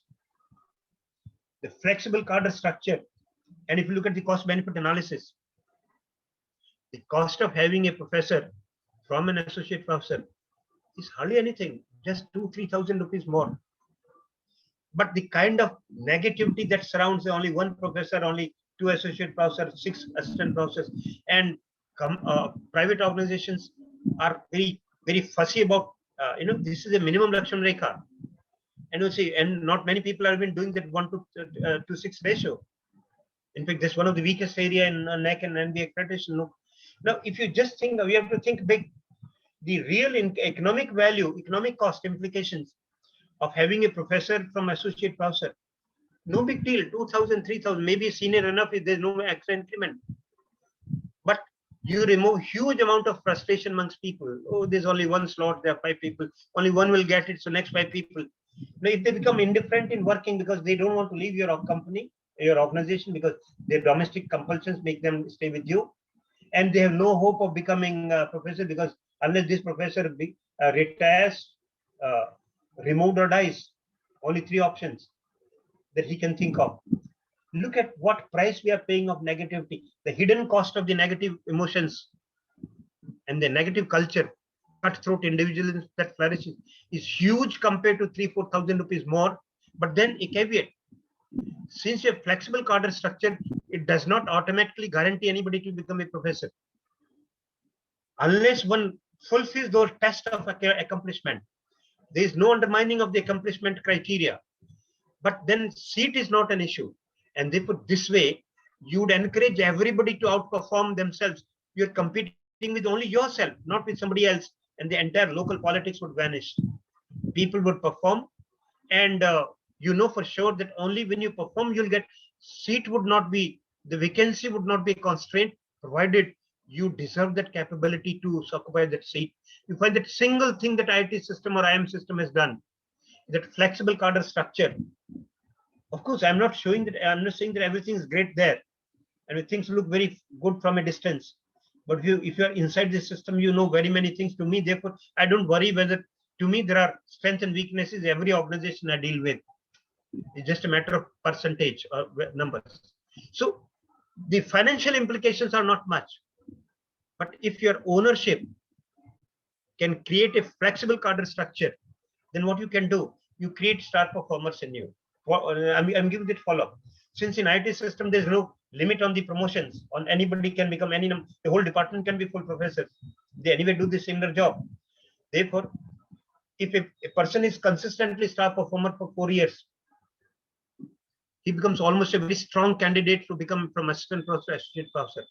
A person is consistently star performer for 5 years, he becomes a very strong candidate for becoming a professor, and therefore a very time-tested performance. And since seat is not an issue, vacancy is not a problem, you are encouraging almost everybody to become a star performer. Because being a star performer is not an exclusive criterion. Everyone has a potential to become one. Logically, in IITs, there should be all stars. Why should be non-stars be there in IT system? And therefore, then, as I said, already said, a playing captain model. The democratic systems of decision making, freedom of expression. Everybody is free to say whatever on the forums, of course, in a dignified manner and using parliamentary language, but nothing to stop them in speaking their mind, because people who may be hiding something in their mind because saying the truth may not get them good rating. Maybe you have prevented the system from a very major suggestion which would have prevented a catastrophe if we had been allowed to express the rot that is coming in the system. So a democratic system of decision making, freedom of expression, but nobody allowed to hijack the discussion and having endless discussion leading to nothing. No adjournment. In fact, as I said, that as a new IIT, there were times when we had 57, 58 agenda items in Senate. We call it Senate Inter-Academic Council. Very major items of structural transformation, everything that goes on the system. But all the 58, no single agenda item was ever left unfinished. We'll meet as much time as possible, maybe break for lunch, have lunch, come back again, 8 hours, 9 hours, but finish. Democratic system, nobody is allowed to hijack an agenda, but everybody is free, but collective wisdom would prevail. Is the collective wisdom, if there are 150 professors in IT Roorkee, is the collective wisdom of the Senate that will evolve the policies, and 2 or 3 or 5 people, if they feel very strongly about it, they be given the democratic entitlement of recording the dissent. That's it. And therefore, democracy does not come in the way of performance. Permit freedom, but let them not hijack the agenda. Benchmarking with the other IITs and retain what is they already said. Holistic development of infrastructure, faculty, academic processing, and everything holistic. I formulated a SPG, strategic planning group, and the kind of budgeted allocation. This is one of the major issues in Roorkee that time. Some departments were doing more, were getting less. Some departments were doing less, were getting more, because budget was given on the basis of preferences of the leader and how you get along with the. Now it was based on activity-based budgeting. I developed an economic model, and if your activities, a number of faculty members, number of research scholars, number of MTech, number of BTech programs, the nature of teaching, if a biotechnology, cost of teaching is more, and therefore, as a result, that strategic planning group involving all faculty driven made a tremendous satisfaction. Every department felt very comfortable that their budgetary allocation from the institute is very fairly done, and many pinpricks got resolved. Then positive motivation, reward performance, or already what I was doing. Innovative practices, for example, Skype interviews, I must have mentioned, and do not ignore criticism. Involve them as part of an important process. Healthy sense of competition amongst faculty and departments, and of course your departmental faculty boards, dean's committees, senate, board of governors. These are all the bodies. This is the academic performance. This I must have discussed in the faculty. I use this performance appraisal system for faculty performance. It became Roorkee model, and now I am not too sure whether all ITs are doing it still. There's some red lines I am seeing. Anu, is it your creation? Can this be eliminated? No, sir. I think I also see those lines. No, okay. Anyway, it doesn't matter. It's not going to reduce my enthusiasm. Okay, so let's look at that. I already said it must be a repetition. So multi-dimensional credible performance appraisal system, teaching 35% weightage, 30% academic research, sponsored research consultancy, MDP, EDP 15%, academic management 15%, recognition awards from other sources 5%, and on a 5-point Likert scale, high, very good, good, fair, and low. This actually, the weightages can be different. Your TKM college can have different weightages. AICTE college have different weightages. Indeed, this worked wonders, and from there, anybody who got 4.4 and above, I called star performers, and I invited them for a dinner with their spouse, and 4 consistent star performers year after year, and their photographs in the all that I must have said. Now, this is a very simple model. No big deal. Of course, everything data driven. Teaching, you have a huge 10-page, you write down self-assessment of what you're doing. It did wonders. 44 star performers, the first implementation. It became next year 66. And when I left after 4 years implementation, 88 star performers from the same catchment, the same faculty. So what you're doing, you're actually transforming existing people who are seemingly ordinary into or extraordinary, and performance appraisal system can do that. I must tell you that I've been able to use this this year. I don't know whether I'm chairman of a committee which AICTE has made. It's called Vishvesvaraya Best Teacher Award. On 5th of September, this award would be given, and it comprises of 6-7 top people across the country for identifying the best teacher for Vishvesvaraya Best Teacher Award this year. Last year, of course, I was chairman last year also, but somebody else had designed the system. This year, since I designed the system, I used this model. Of course, the weightages were different.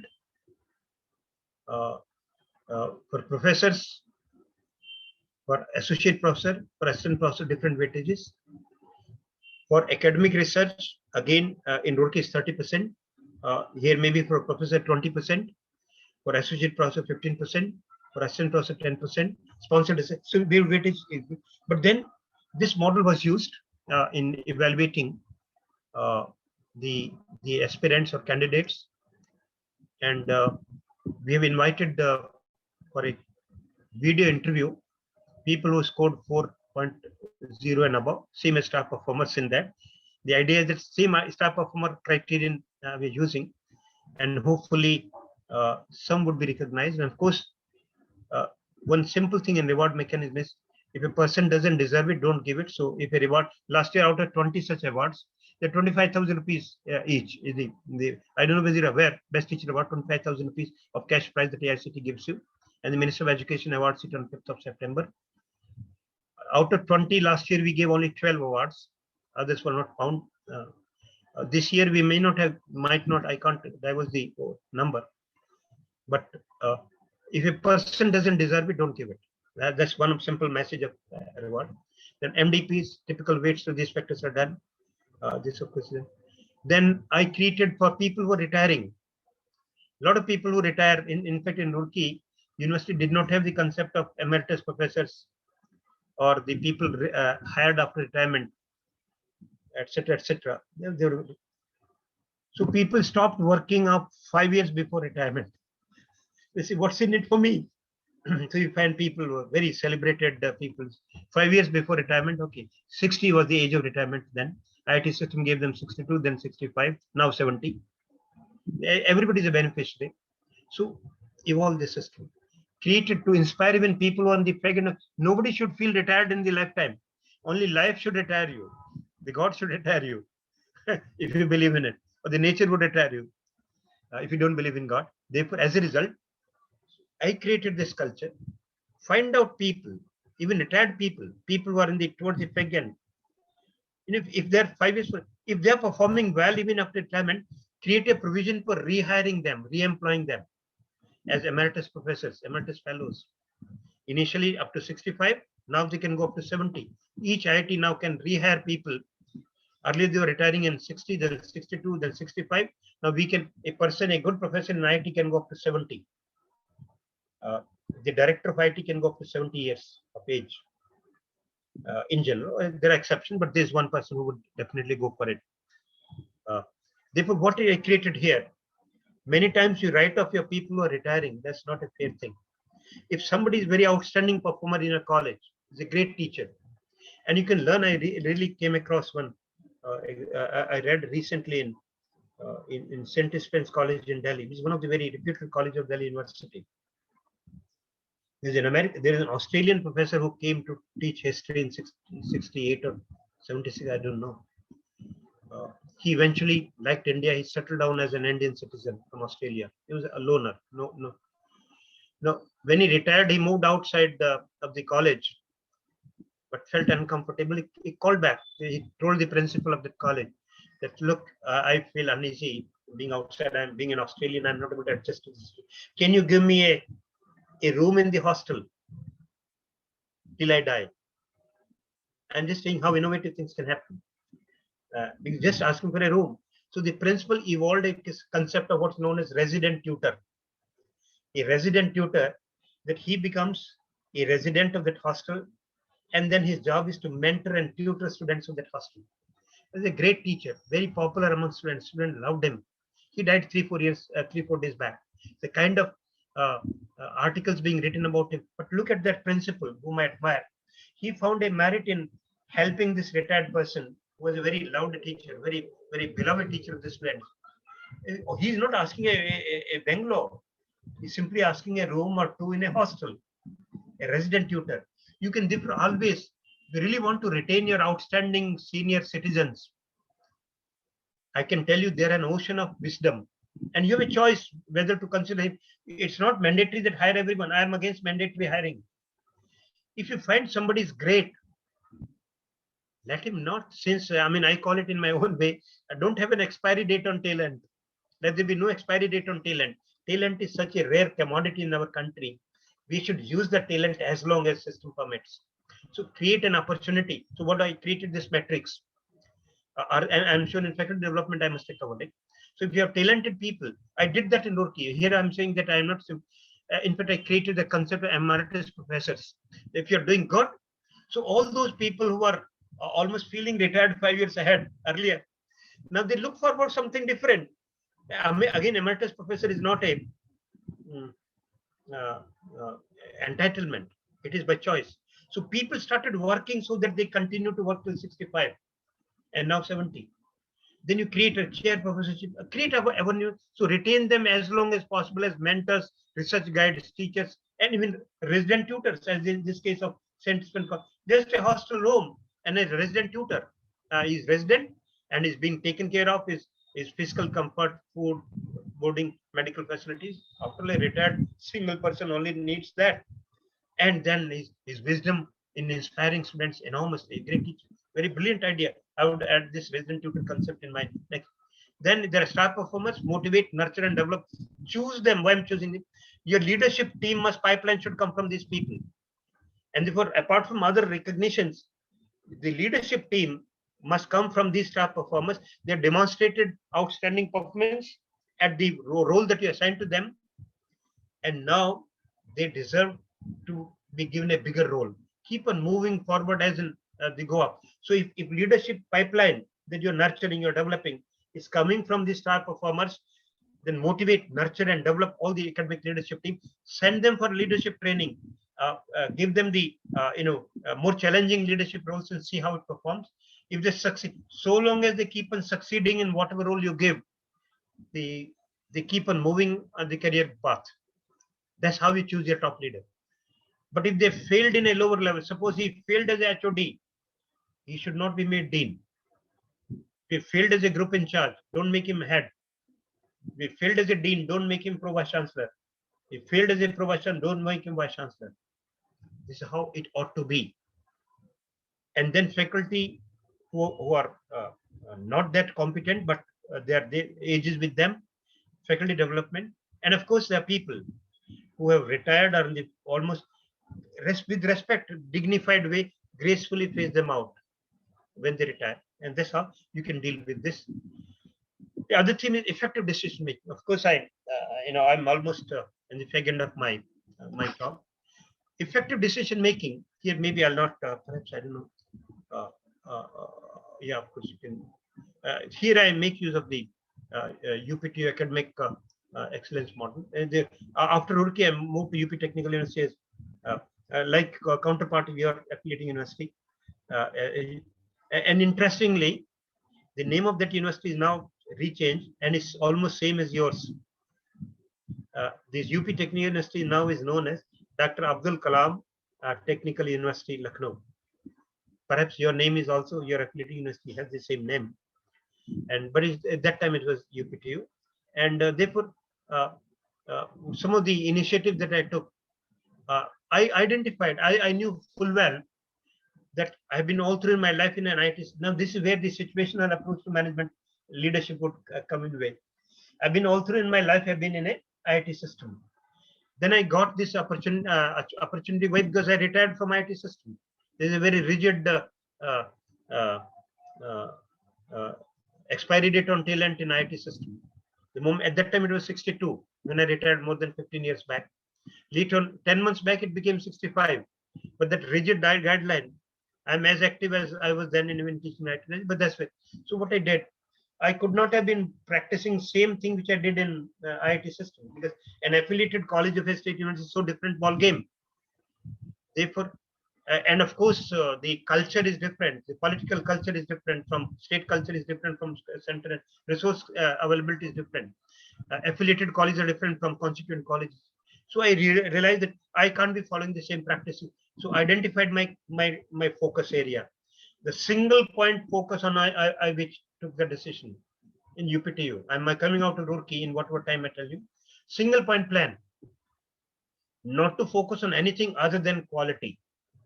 Quality of technical education of affiliated colleges became a single point for 3 years. It became a single point plan of the action that I took because I've started looking at the other issues, whether there is a because in fact a lot of things which may not be very ethical may be happening in affiliated colleges, in private colleges. A lot of things happen.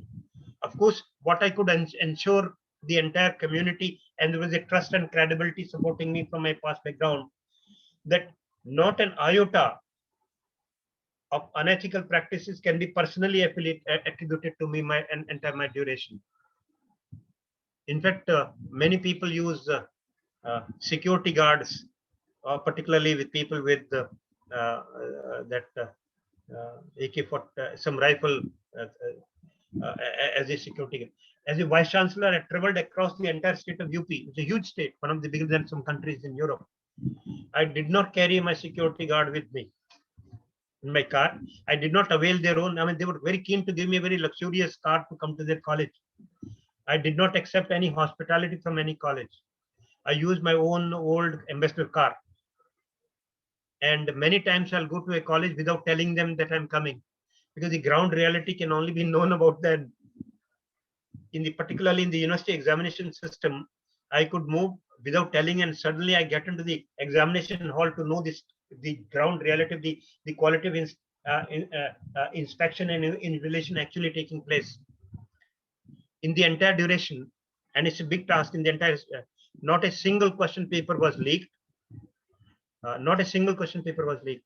Not a single question paper was delayed. There were logistical constraints that the number of people were, because in a college, the databases coming to the university may be different.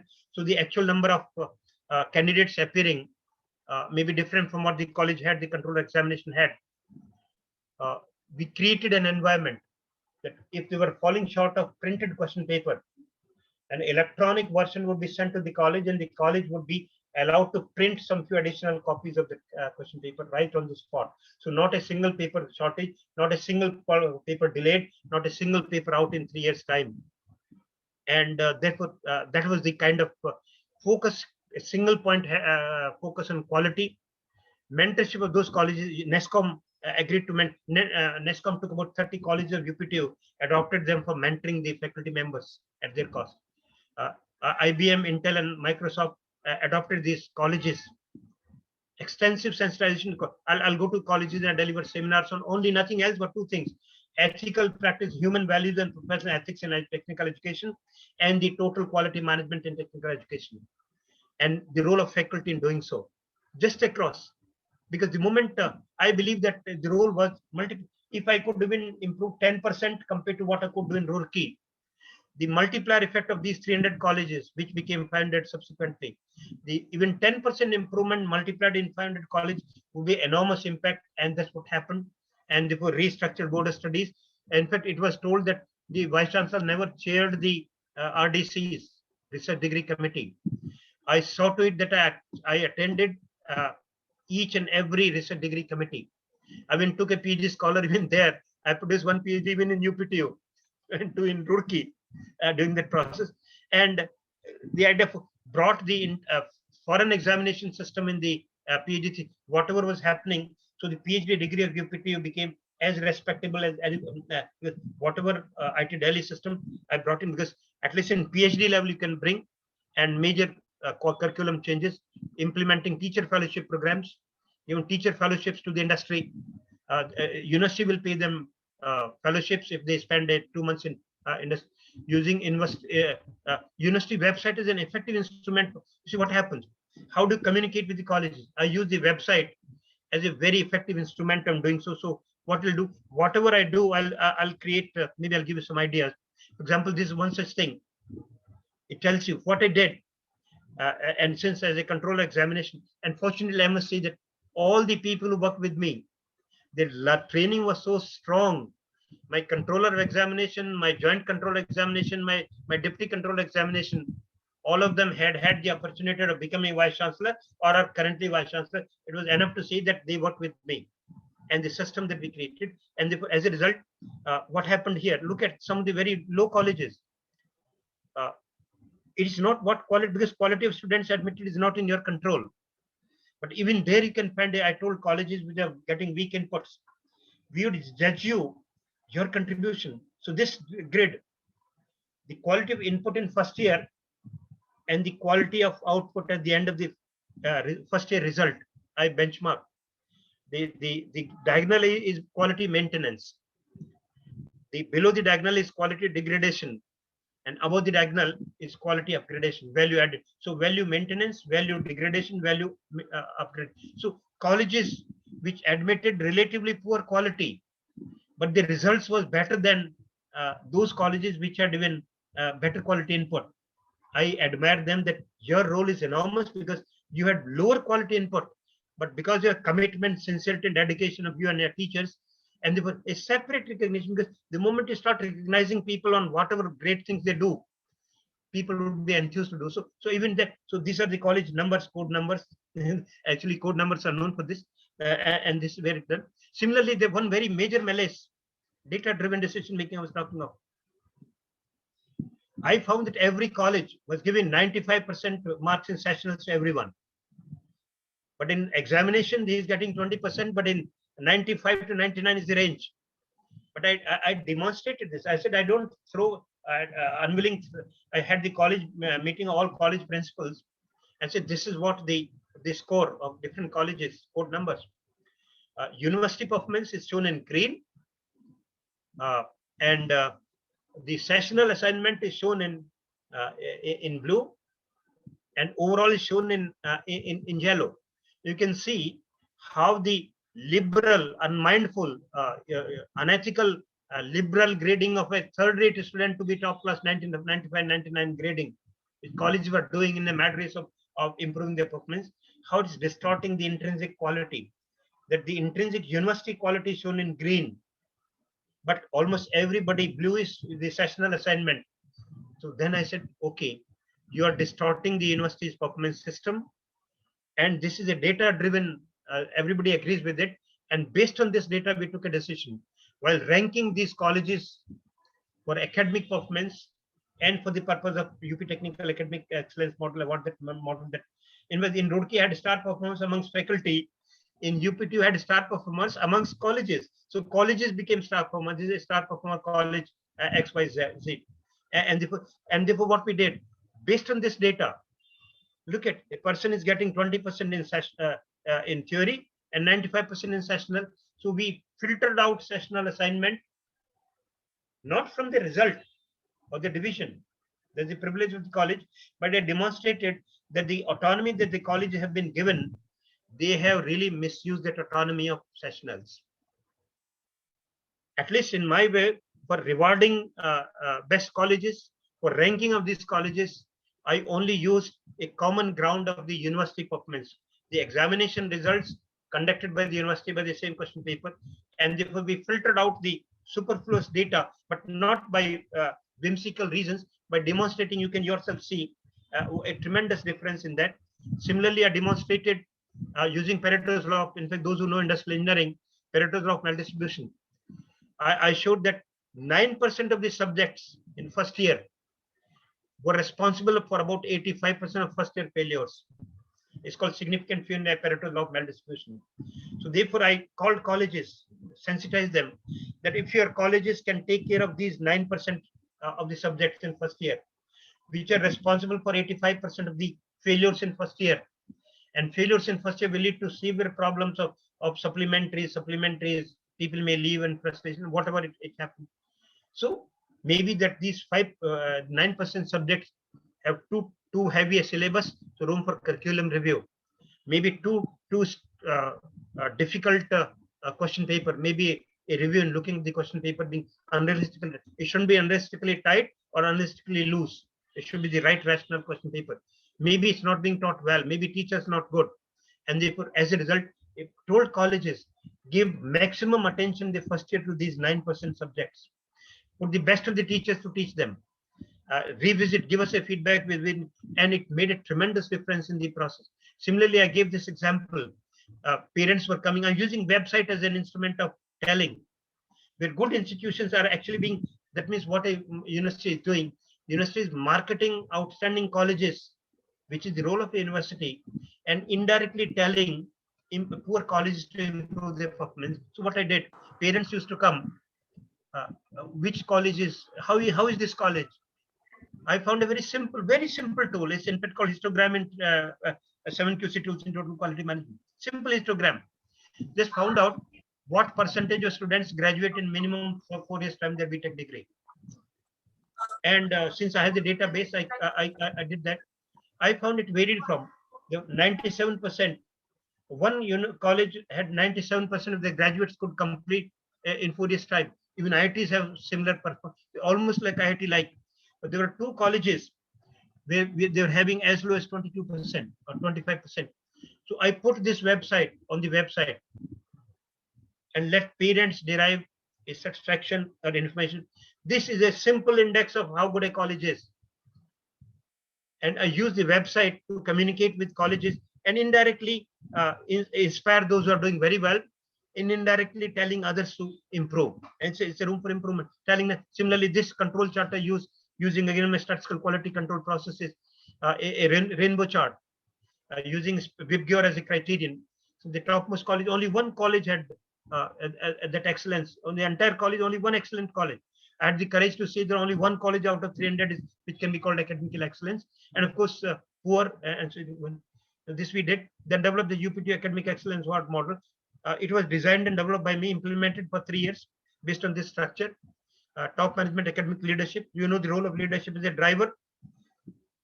Faculty resources and development, quality policy and strategy, academic resources, academic processes, then under result, faculty and staff satisfaction. Now you can see that when I said staff and students, whatever I said, I brought into my model. It's not this was whatever I say practice. Unless faculty and staff are also satisfied, they would not care for student satisfaction. So give 100% weightage to both an online anonymous satisfaction score and impact on society. So and academic results 250% out of 1,000. University had the database and 10% on the. I use that, and of course there's it's a separate. If one day you think for me to speak on it, I'll talk about it. And then we had star performer colleges, then consistently. So if a college is star performer for 5 years consistently, automatically becomes eligible for becoming autonomous college. So that some of you are asking autonomy. If you are a star performer consistently for 5 years as a part of the policy, you'll be entitled to become an autonomous college if you wish to be. So therefore, transforming educational institutions, learning organizations were happening. And of course, now concluding remarks, because my time is. So I made this presentation on key issues, empowered colleges, extensive debate. As a vice chancellor, I was more a teacher. Actually, you must have guessed, a teacher in me is more prominent, and I feel delighted when I speak as a teacher than an administrator to me. So extensively talked about sensitivity colleges as a vice chancellor on quality. I said simple punchline on quality. If you deliver quality, numbers don't matter. And if you don't deliver quality, numbers don't matter. And second punchline, anything worth doing in life has quality dimensions, and anything which does not have quality dimension not worth doing. So my single point plan in the 3 years, and I did all that, is only to nurture quality, because I believe that elsewhere I'll get into conflict with other stakeholders, and maybe I'll be able to do nothing. Nobody was so much passionate about quality, so I chose a thing. So as a leader, you should know what can you do and what you cannot do, and therefore that's where it worked out. And of course, that is vision, mission. This, of course, your. So now this where I'll complete. This is you. All of you do know SWOT analysis. That's it. Okay. No, I'm just through with my 2 hours, and unfortunately, you didn't ask me questions. And never mind. So now I'm for you, for the purpose. Let me now just take a glass of water.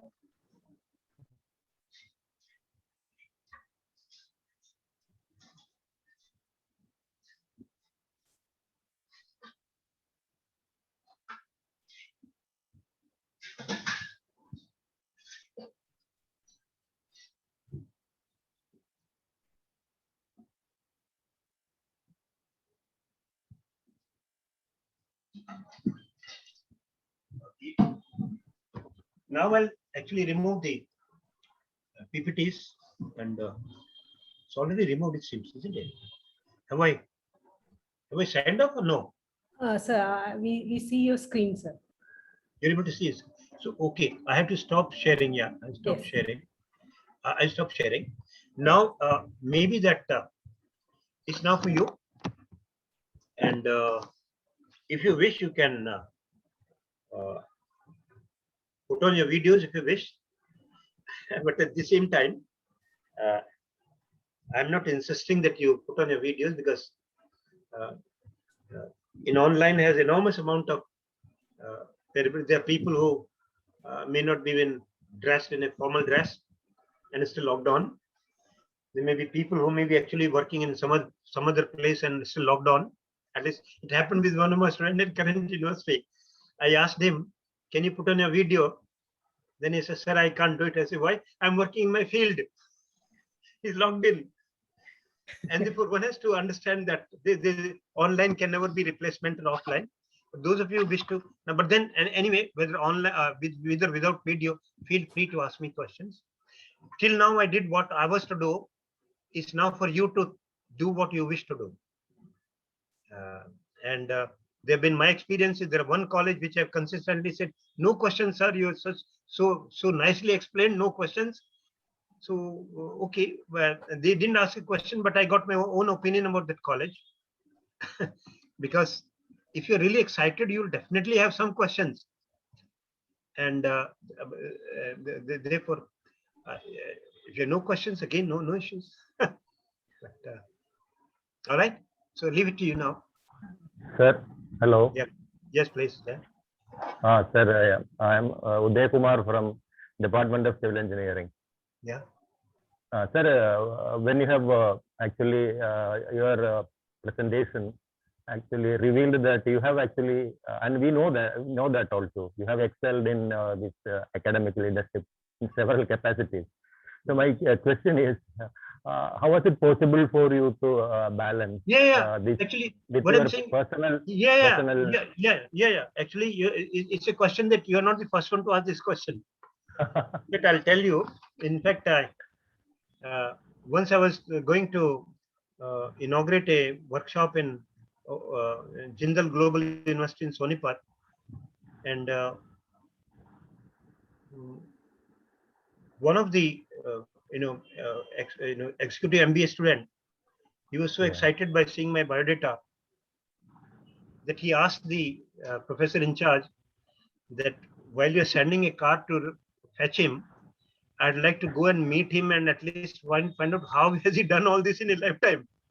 He said, I can't do it in my a couple of lifetimes. So he says, I want to meet and talk to him while we are traveling in the car and see how it's done. Well, the message is very simple. It has not done, number one, it's a very good question and would have a fairly elaborate answer. First is you do what you enjoy doing. Starts with that. For example, uh, I was in MTech Industrial Engineering and IT Kharagpur. I was topper of the batch that I've been all through. I had a job which was paying me twice as much salary as IIT Delhi lecturership was giving me. And that job was in my hand before I applied for lecturership. My only single point desire in my lifetime was to become a lecturer in, and that too in IIT Delhi. Delhi because I belong to NCR region. Although IIT Kharagpur was offering me to, but then since I'm a pure vegetarian, my food habits are different, and obviously everybody likes to be closer to the. And if it was non-IIT, I would not been here. So my option was very clear, only in IIT.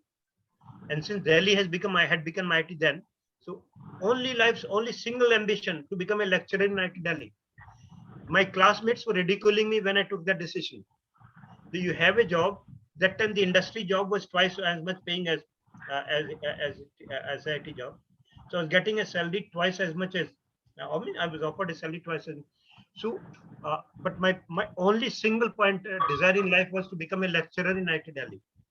So much so that when the director asked me this question, and it's a pity that even director should ask such questions. He looked at my profile. He said, "You're such a brilliant academic record all through, National Merit Scholarship holder, etc. Why do you want to come to teaching? You can get a job in industry." Now that to my mind was a wrong question. Why should not the best and the brightest in society come for teaching as a first love? So you asked me this question. You can get a job in industry. Why do you want to come to teaching? My reply was, "No, sir, it's not a question of can get. I have a job, but I know where my strengths lay." Yeah. As a result, first single point is do what you love to do. Yeah. If you love to do something, it does not come to you as a burden. For example, at this age, I'm for nearly a scene for almost more than 2 hours, and still I'm offering discussion. I've not taken a glass of water even for two because if you love to do what you love to do, you don't get Yes. tired. Yes. You get energized. So first rule is don't do a thing because you have, because the moment you love to do and you have to do, there's a sea of a difference. Have to do brings a lot of unnecessary burden on your head. You get fatigue, and boredom is a psychological phenomenon. If you don't enjoy doing something, you get fatigued, you feel bored. So therefore, first choice is love to do a job that you love to do rather than have to do. For whatever reason, you may not always get a job that you love to do. I was lucky to get a job that I love to do. My only desire was to be a lecturer in IIT Delhi, and all these rest, I have not applied for any job thereafter in my lifetime. Yes. Yes. All these have come as invitations to me. In IIT Delhi, all promotions. I was the youngest professor appointed, and I joined in 68 as a lecturer. Fortunately, IT system in 79, I became a professor, maybe the youngest professor then. I've been a professor for maybe more than 42 years now, but somebody has to stagnate it somewhere. So don't worry about stagnation. You get delayed by a year or two here, and don't be frustrated, because ultimately for 40 years I've been stagnating as a professor. Still, I'm an honorary professor in IIT Delhi. So therefore, so love to do. Number two, uh, have clear priorities in life. Teaching, followed by academic research, followed by administrative role. But whatever role is given, put your 100% into it. Fourthly, effective time management. Delegate, things which are very mundane to down the line. For example, the many things which, as a director or as a vice chancellor, I said don't need to come to me. Empowered people. For example, another very interesting story, which is a success story, and maybe through question. For example, in Roorkee, we had a refresher course department. Those of you might have been to Roorkee University. It's the oldest refresher course department. The whole full-fledged department only responsible for refresher courses. That means experienced engineers from industry, or the government coming for special refresher courses. Full-fledged building and director refresher courses, and 3 faculty members, 2 of them professors. Only full-fledged 3 faculty members mandated. And when I went there, I asked them, because earlier I had been called as a faculty in that refresher course department long back in my first visit to Roorkee as a faculty in refresher course department in 71. And then I remember that the director, famous Chandmal was the director, ICA, former. So I asked them, how much courses are you running per year? He says, sir, 12 courses, 1 course per month, 1 refresher course per month. I said, why? You have a full department, own building, own guest house, and he says, and 3 full-time faculty members, 2 of them full professors. Head of the department, he says, so I can't handle more than 1. So who are you to handle that?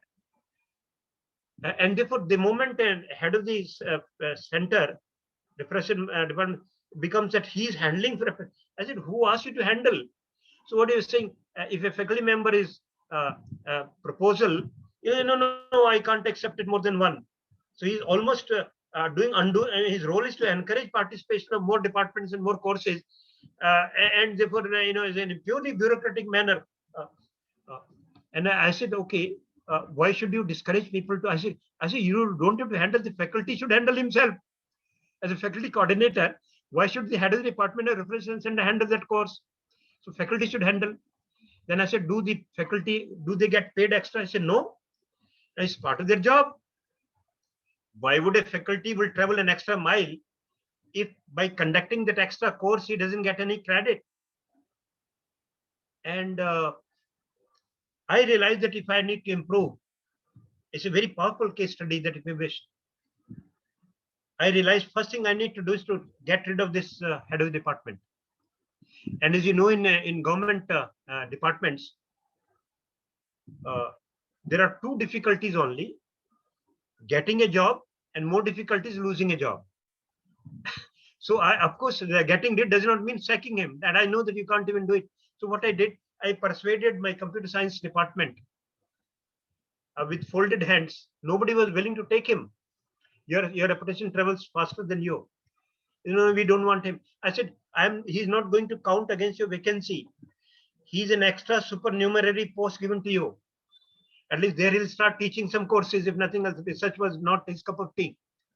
So I persuaded the department to transferred him to a computer science department where he had the cognitive degrees. At least he was teaching 1 or 2 courses every semester. And then there was 1 person on deputation. I sent him back to his department. I sent another person, saw the game. He, in fact, left on his own. He was on deputation. Then appointed a brilliant professor of computer science, electronics and electrical. Brilliant person, very dynamic, very major, because everybody requires the skill set required for a refresher courses are to be different. So a person who's a team player, who's a go-getter, who is extrovert, and of course a well-meaning person, and encouraging people. I appointed him as a part-time coordinator from headship, a part-time coordinator of the refresher training program, and retitled as Continuing Education Center, CEC, Continuing Education Center, and a coordinator, Professor R.P. Agrawal, who actually was a professor of electronics. Later on, he became Vice Chancellor of Bundelkhand Technical University, and later on became Vice Chancellor of Sagar University. All those people, because I can see talent in them, and told them very simple. The point I'm now coming to, how do they do it? I said that you are not going to come to me for any permissions. You have total freedom to pay whatever you can afford to pay. You can get a faculty from wherever you can get, including foreign faculty, provided you can afford to pay from the budget that you generate. You can price a course depending upon if you can afford to market it. My simple requirements are simple 3. You will not say that I mismanage my fund and therefore I need some money to be given by IIT Roorkee to support. Nothing, not even 1 rupee would. The lowest boundary line is no profit, no loss. You not are going to ask me money, and within whatever resource you generate, you decide how much you'd pay, whom you'd call to pay to learn, and if surplus money comes to you, it will go back to recycled in your own. In fact, uh, and then number two, second constraint was the quality of the program must be outstanding. That means the feedback that people receive, I'm not willing to, because the purpose is to serve the society. And if they find fault in this badly managed course, I'll feel bad. So I would be interested in a good program delivered. And thirdly, the people for whom you conduct courses should be of should not be of a doubtful credentials. I mean, you can't conduct a course of belonging to somebody whose credentials are doubtful, because it will then become a. So within these three constraints, absolutely free, and don't have to come to me for seeking permissions. Earlier, they were all permission. Final permission is director or vice chancellor giving. Now the person empowered to permit, encourage faculty members. You float courses, you will be paid an extra money out of that course for coordinating that program, and extra money for being paid for giving an extra lecture. So it became win-win. And you'll be surprised to know there were 12 programs being conducted per year with 3 full-time faculty members, out of which professors, and a dedicated head.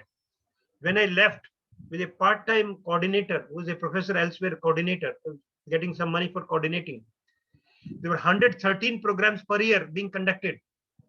113, and so much surplus. In fact, in some cases, he could afford to get a faculty from Sweden to deliver a lecture on railway engineering. Total freedom. So 113 programs in a year from 12, and so much extra money got generated.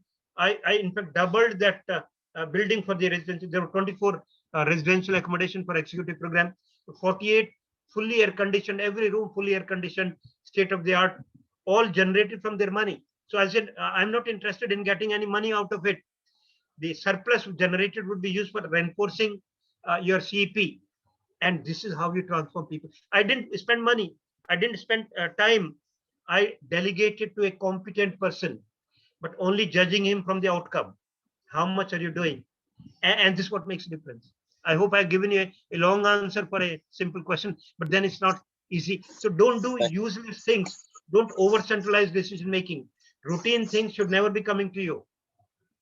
And I told my administrative departments, the finance, accounts, student section, etc. Because service sector has a very peculiar feature. And it happens also, a great teacher may go unsung, but a bad teacher would be talked about by the whole college because students are complaining. So I told my administrative department that service system has the peculiar capability. If you deliver, you go unsung. Nobody talks about you. Therefore, you don't need to get attention by not performing. So if you don't perform, everybody says my account section is not delivering, my etc. etc. So a great the only performance criterion would be if nobody talks about you, that means you're doing well. It's a feature of a service system. But don't think that nobody talks about you. I will find methods of knowing how to recognize you. So therefore, start recognizing your so-called unsung heroes. Generally in service system, there are a lot of unsung heroes. We don't recognize them, they're unsung. When we don't recognize them heroes, start. And if you do so, you automatically have made people self-dependent. I mean, they don't need to, they know their departmental performance will be known if there are no complaints about them. That means they start delivering. So create proactive culture where you do not unnecessarily get bogged down with unnecessary avoidable so-called administrative load. And this way you can always, and by prioritizing what you do. To me, for example, even prioritization, even when, for example, even in AICTE Delhi, for example, when an officiating director, there was an ambassador visiting us. AICTE Delhi is more frequently used as a tourist attraction for foreign visitors because we are close by. So there was an ambassador coming and we were meeting. Then suddenly I knew that I had to go to my class. I apologized from the ambassador. Sorry, ambassador, it's my time for my class. My colleagues will take care of you. I have to go. And he appreciated it. It's a great thing that, you send a message that topmost thing is to engage your class. And you're willing to even leave the hospitality of an ambassador who's coming to you, because my other colleagues will take care of them. and I don't need to worry that they'll talk ill about me. So many times I don't want others to talk about me because I'm scared that they may talk ill about me. So you need to create right culture and right priority structure. You will find time. There's enough time in the system. We don't know how to use them. Dr. Uday Kumar, are you able to get an answer? Yes, that sir. you okay? Yes, sir. Thank you, sir. Thank you. Thank you so much. Okay. Yeah. Yeah. Anyone? Yes, sir. Imtiaz here. I asked you a question. It's a follow-up question. Yeah.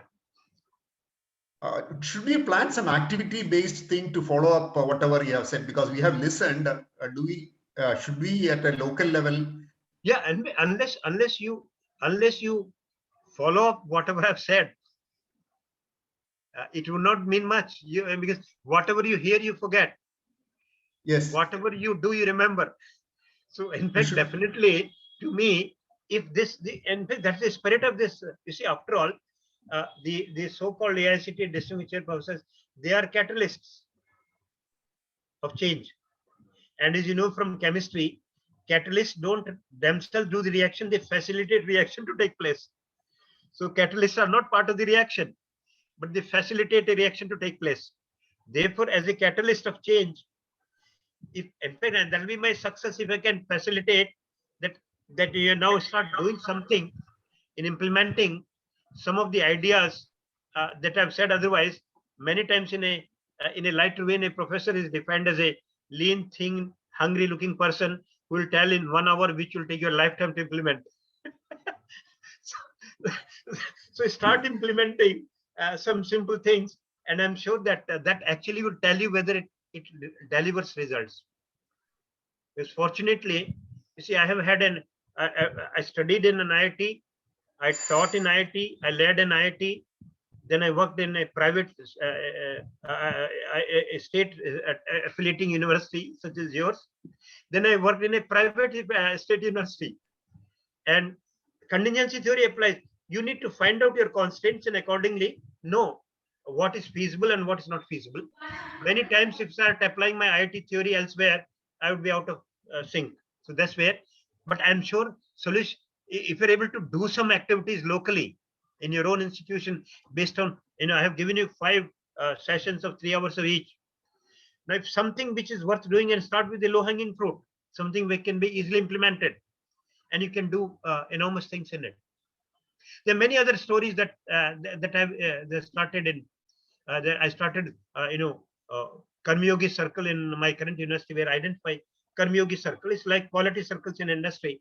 Some 10, 15 totally passionate, self-driven people. They voluntarily form a Karmyogi Circle, and they look at, without aspiring anything in return.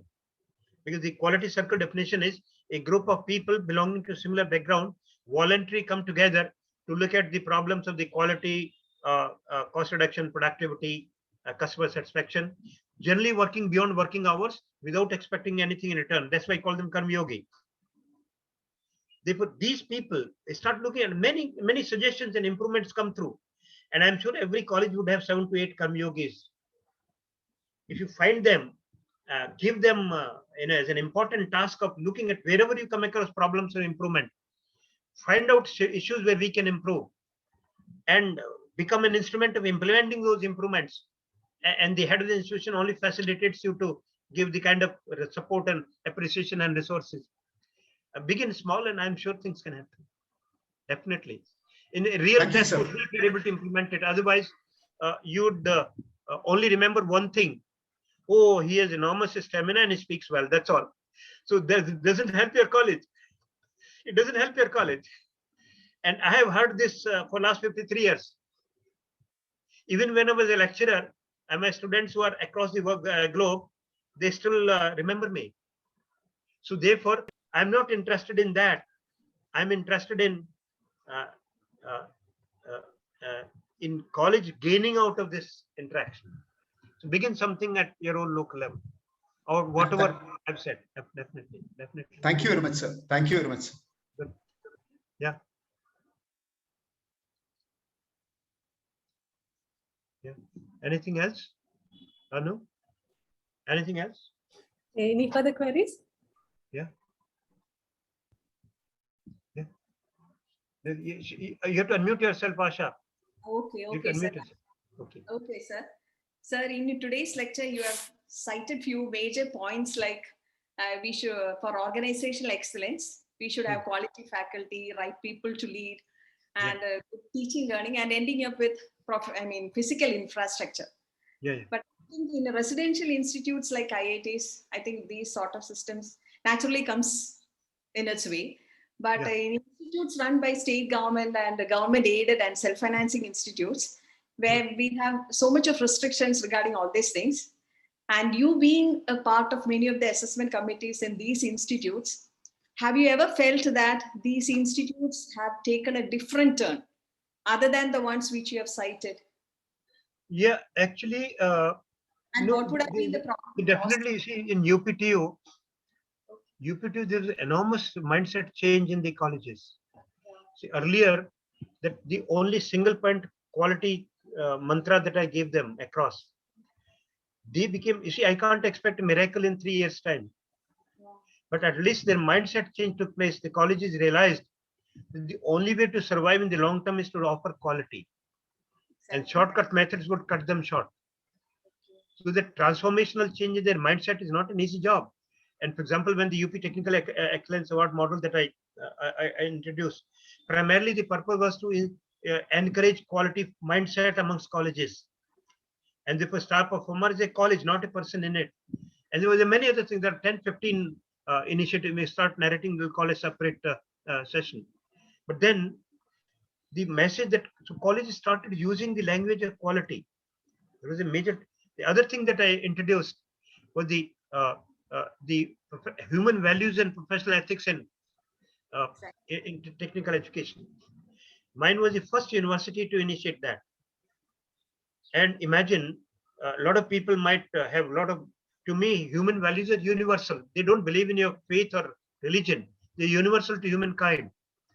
And in fact, the simple, the genesis of that was the technology without human values can be disastrous for the society. So at least we should sensitize our budding engineers that whatever you do, there should be a human angle in using the technology, at least sensitizing them. So I brought in that again, and I made it very clear that course took 2 years to evolve. 2 years, extensive. Not a single opposition across the entire state of UP because my intentions were not doubted. My sincerity of purpose was not doubted. My commitment was not doubted, and I did not thrust through the unwilling throat that course. And I put the right kind of people. 3 people, in fact, Rajiv Sangal, who eventually is now back in, he was the director of IIIT Hyderabad, became director of IIT BHU, and now back in Hyderabad as emeritus professor. Professor God of IIT Delhi, unfortunately, is no more, and died in Canada. And people who are known to be value-driven people, let them in the driving seat. They evolved a curriculum across the book. So there was a textbook evolved for facilitating that course. Then 8 days training program. I made it very clear. This course has to be driven by faculty of the institute, not by consultants who will make money out of that. And for that, I created value cell. Find at least one faculty member in your college who is perceived by the students and everyone to be value driven. Let him or her be the coordinator of the college value cell. They had a university value education cell. And I said, if there is not even one faculty member in that college who could be perceived to be quality driven, I really wish well to that college. What kind of people are you hiring? And therefore, many initiatives worked, and then that initiative got multiplied. There are 8 technical universities in the country which adopted that model of UPTU, including the Royal University of Bhutan. And now AICTE has almost made it mandatory in the accredited colleges. But I was the first one to start in UPTU. To take some well-intentioned initiatives be taken, which do not come under the, they don't conflict with politicians. They don't conflict with the profiteers. They are well-intentioned initiative. Enhancing quality would be good for everyone. It will not hurt anyone, for employers, and they create those conditions. And then, of course, don't have, for example, in the first year when I introduced UP Technical Academic Award model, can you imagine? The jury was headed by Professor Damodar Achari, who was the chairman of AICTE then. We later became director of IIT Kharagpur. And Nobody from UPT was part of the jury, so that nobody can associate any favoritism to that model. 100%, even the governor who gave the award said that who is who of the country, because when I invite someone, fortunately, my colleagues across the globe have respect for me, so invite them to be jury. Nobody says no. So I got a jury, which is who is who. And first year, can you imagine? The end result was none found suitable for the award. It requires courage on the part of Vice Chancellor to accept the fact that none of his affiliating colleges are worthy of excellence award. But then there were two were found which were star performers. That means award is an outstanding. That is star performance inclusive, exclusive. Star award is only exclusive. 3 award: best college, second best, and third best college engineering. And star performance can be as many, exclusive, but you have to reach that benchmark. So created policies which, and second year third year we could find one third award. First and second was still not given. Third year, only one college could be given the third prize. So therefore, don't expect miracles happen overnight. Have patience, but march forward in the journey. But unfortunately, now my initiatives were almost stopped by my successors later on, because it means a lot of hard work, and they stopped it. So it's no longer there. It's just not there. Anyway, I can't do anything with. So for that, I found a very simple consolation in life. Anything that is decided by me, I ensure that it's as fair and as rational and objective as I can. Anything that's decided by others, I accept them as a constraint. I can't do anything. Okay, accept it. That's it. So I don't worry so much. It's somebody else's decision. I'm only concerned about the decision that I make. I try to be as fair and as objective as I can be on decisions that I make. Decisions that others make are constraint to me. I have to live with it. That's it. I accept them. And the guiding principle is God grant me the serenity to differentiate. I mean, I'm not accept this. God grant me the serenity to accept the things I cannot change. God grant me the serenity to accept the things I cannot change, but courage to change the things I can, and the wisdom to know the difference. Now, this single quote will make a difference. Grant me the serenity to accept the things I cannot change. Fair enough. But courage to change the things I can, and know the difference. Change for the sake of it, no change. And the wisdom to know the difference makes a difference. To me, these things have been my direction indicators in life. Thank you, sir. Okay. And thank you for sharing the information regarding that Australian professor who became the resident tutor. That was really fantastic. Fantastic. Thank You can find how many people, particularly who have chosen to remain single, or nature made them single in the fragment of their life. Now, instead of they becoming dependent and going for orphans or ashram and elsewhere, such a brilliant resource. How does it matter if 1 or 2 rooms in a hostel such a tutor can have, and a residential tutor, I mean, just has a place and a food and care for, and his pension will be more than enough to meet his needs. But what an enormous, it requires that kind of out-of-box thinking. Really, sir, that was inspiring. Thank you. Thank you very much. Thank you, sir. Okay, all right. Okay, Professor I have a question. So Okay. whenever we go ahead with the change, there is always a resistance to change. Yeah, true. So how do you deal with it, sir? First thing is to make adequate preparation. Adequate preparation for people to accept that change. And how to do that? Anticipate their problems, their apprehensions. And that's why when I said that, when I introduced that human values and professional ethics course, it took me 2 years of my time and preparation to introduce it. I went to almost held regional conferences in colleges, told colleges that you would gain, there'll be fewer indisciplined cases in your colleges, there are fewer unfair means cases in your college, employability of students would improve, and you don't have to have an extra money. In fact, I made it clear that anybody teaching human values doesn't require any specific knowledge. A person in chemistry can teach that course if perceived to be value driven. So you can make use of your additional advantage will be some of the courses for which you don't have sufficient workload for the teacher. and he or she is a value driven, you can engage him in teaching value driven courses across the semester. People can listen. So I prepared people for it before I introduced it through force. To me, sledgehammer approach does not work in implementing change. Involving people, persuading them and convincing them, and it takes time. So don't introduce a change suddenly through sledgehammer approach. If you do so, it will not work. Let it come gradually by changing the mindset of people.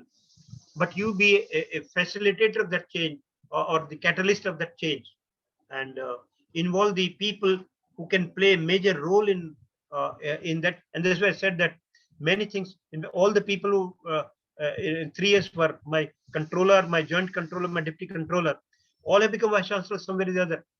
Because many times in my image, that okay, you work with him, okay, they must have learned many good things, and they were indeed asked to learn good things. They almost themselves were transformational people, and eventually, so therefore even they would shine. So don't force people, and don't implement force by fear, because actually in one of the TQM there are 14 principles of total quality management, and one of them is drive out fear. If people are doing something that because of the fear, what will they do? They'll do the bare minimum to retain that job, or the best in you can only come out if you're not afraid. Because out of fear you only do compliance driven approach does not lead to excellence. Compliance is the minimum Lakshman Rekha. So if drive out fear, people should, they're doing because they're afraid somebody will punish them. Okay, then okay, you may work at the subsistence level, but excellence will not. Excellence, quality, or total quality excellence only come when people work out of passion and not out of fear. So drive out fear in the system and lead by example. And of course, one for which I don't know whether you know that I had decided to do, when I had my own PhD, I had a very strategic goal of 25 PhDs being produced in my lifetime. And my colleagues in IIT Delhi mechanical engineering would say, okay, oh, impossible. This goal will never achieve, because even a very brilliant my predecessors such as Professor Nakra could end up on the 20. I made it 25. I don't know why I made 25. And now, fortunately, my 49th synopsis have been submitted in IIT Delhi, which is almost in fact system. And my 50th PhD thesis would be in my NCU. But then I'm taking projects which are really relevant. I'm now working on very powerful socially relevant topic for that 50th PhD. That before India can think of improving the quality of its products and services, it needs to improve the quality of its people. So I'm now developing a quality model which showcases the impact of people quality in the overall quality of an organization. And I've taken service system for the moment, because in service system the quality is very visible. In a service system, I've taken out of 9 sectors, I've taken 3 systems: education, health, and banking sector. One requires knowledge, other requires primarily knowledge, knowledge and attitude. Service systems require attitude, knowledge, and skill. One is primarily knowledge driven, such as education, primarily attitude driven, banking, and skill driven, health sector. And I'm showing in that the most dominant component of excellence in these 3 sectors is people quality. And from there, I'm developing a thesis. Before we can think of improving the quality of systems, our quality of service and products, manufacturing or service, focus on improving the quality of people, most dominant component. And unfortunately, we have not worked for that. An extension of that is a good quality education is an important component in improving the quality of people. We are not invested in that. So therefore, and after that, I'm not taking any more 50 PhD in my lifetime. I'll still continue to work, but not for a guiding PhD. I'll continue as long as people ask me. So therefore, even 25 was difficult to achieve. I could have said, okay. And as you know, now let me now tell you, it's not that everything has been great and wonderful for me and I've suffered many frustrations, but I've not allowed those frustrations to come and stop my working. I've worked with the renewed emphasis, with the abiding faith in nature that hard work never goes waste. For example, when I was in, you must have guessed by now, I was an officiating director in IIT Delhi. When Anu got her degree, I signed the degree. But I became regular only in Roorkee IIT, not in Delhi IIT. Because Delhi is very close to the seat of power. Maybe a person like me was not very comfortable. Of course, they found a very different reason for that. Very, very powerful, convincing reason. But justice and justification can be very different. The justification was that Roorkee required a transformational leadership as the first director who would bring in now loud change, and only he could do it. It sounds well, but that may be not the only reason. Similarly, and now it's a bigger thing. For example, you see, after I chose to retire from Delhi IIT, which has been my, I retired the same day from Roorkee, as I said. If I had retired from Roorkee, I would be getting the pension of a director of Roorkee, a secretary's pension. IIT Delhi, they could have given me director's pension because after director of all IIT is same, whether it's the same IIT council, same president approves them. They say, no, bureaucracy comes in way. We only pay professor's salary, pension. And I'm working for the pension, which is a professor's pension. If when I became professor in 79 and I stopped working thereafter, my pension would have been the same as it's now. None of these but then that's not pension, does not, if they had given me the right pension, it would have perhaps taken a component of somewhere in, but Babu's run the system. They say, no, he was only professor here. He's a director in Roorkee. The many colleagues who are smarter than me, they transferred their service to IIT Kharagpur and Bombay, and they're getting director's pension. I chose to retire from a place where I worked my lifetime. And it's not a bad idea. But then for that, the price I pay the pension, that, and not that the HAG. So my students are getting more pension from IIT Delhi than I'm getting. They didn't even give me HAG. Say at that time the bureaucracy was, HAG was not implemented then. Although it was part of system. So even HAG, the higher administration, I'm getting a pension of a junior professor having done all this. But it has not allowed my frustration to impact my teaching in IIT Delhi. I still love to teach in IIT Delhi. So there are many things which, and again, that accept this serenity to accept things like, the pension is not in my hand. Somebody else has decided.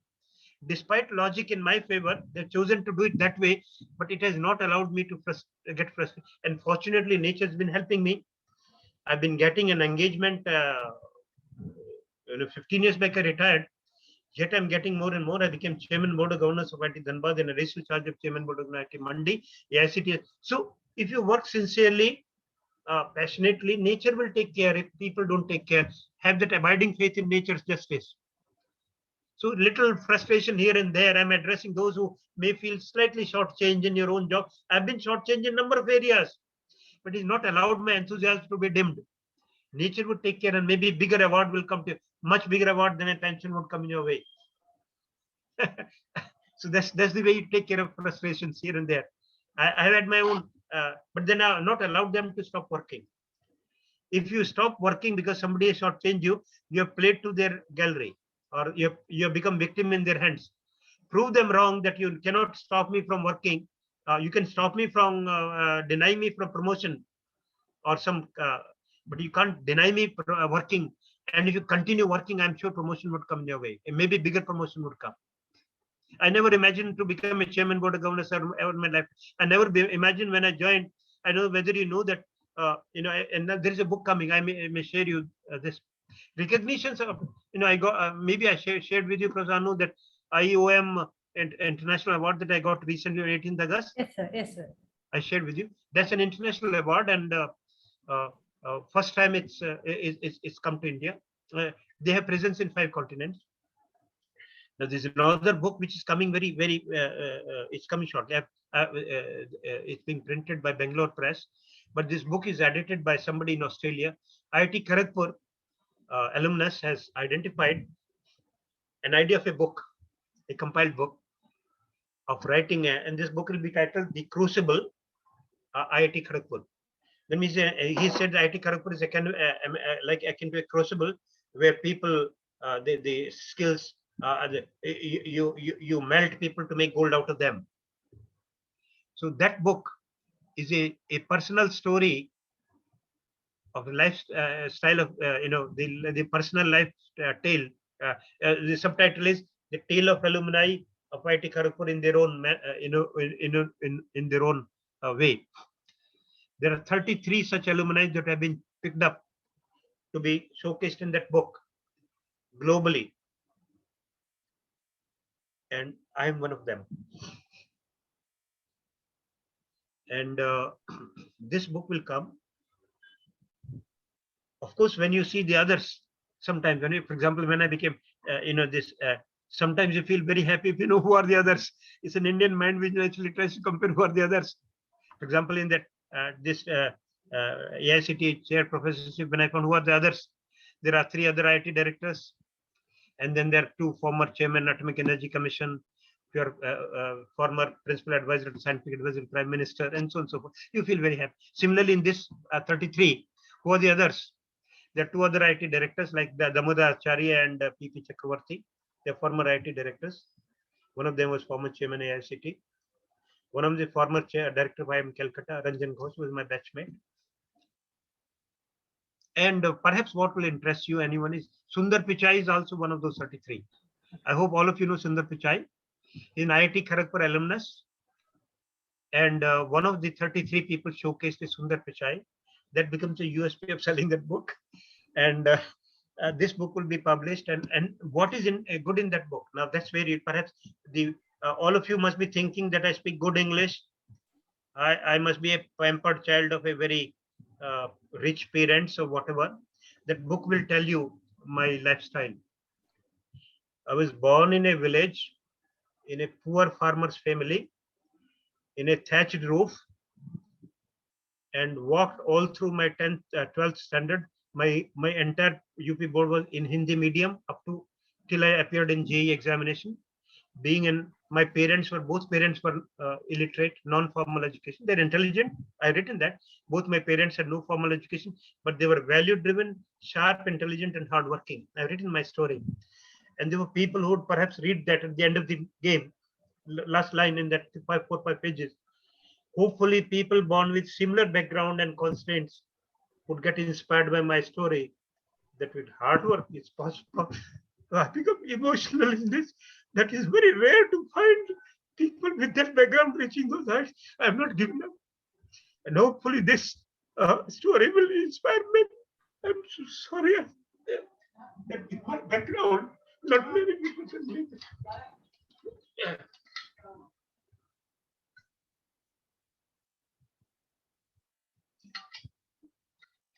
But nature has been kind. So I'm just inspiring those who might have been similarly disadvantaged.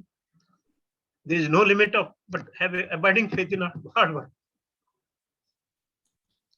Thank you, sir. Okay. Any further queries?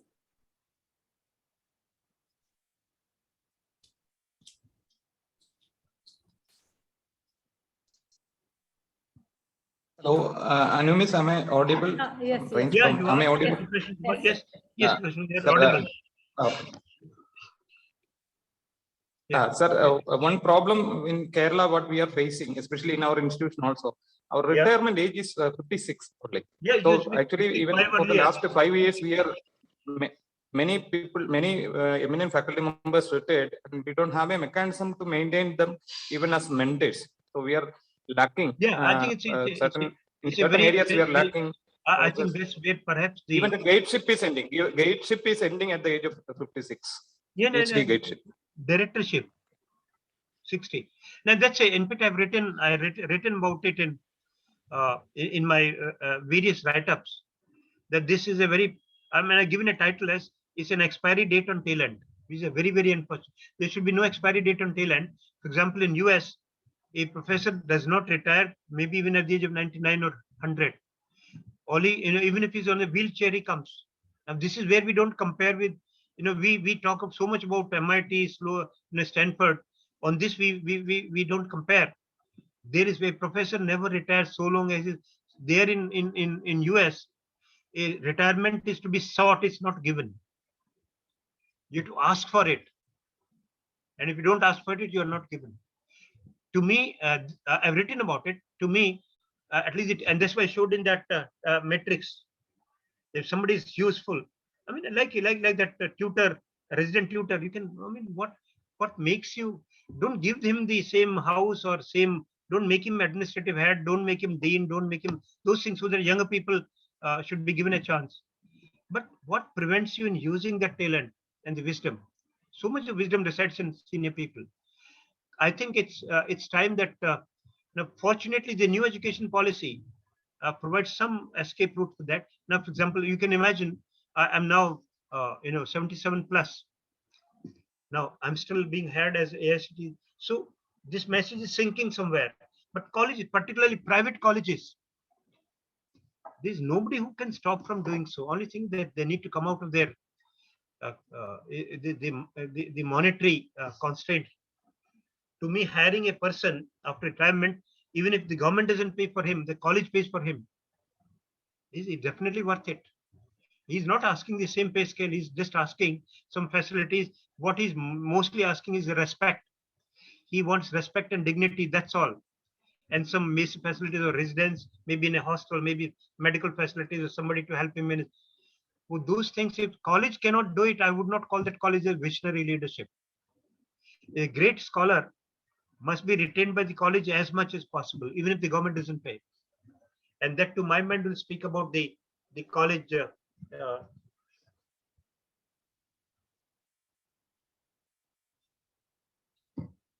But then in Kerala, it's a particularly and I'll tell you why.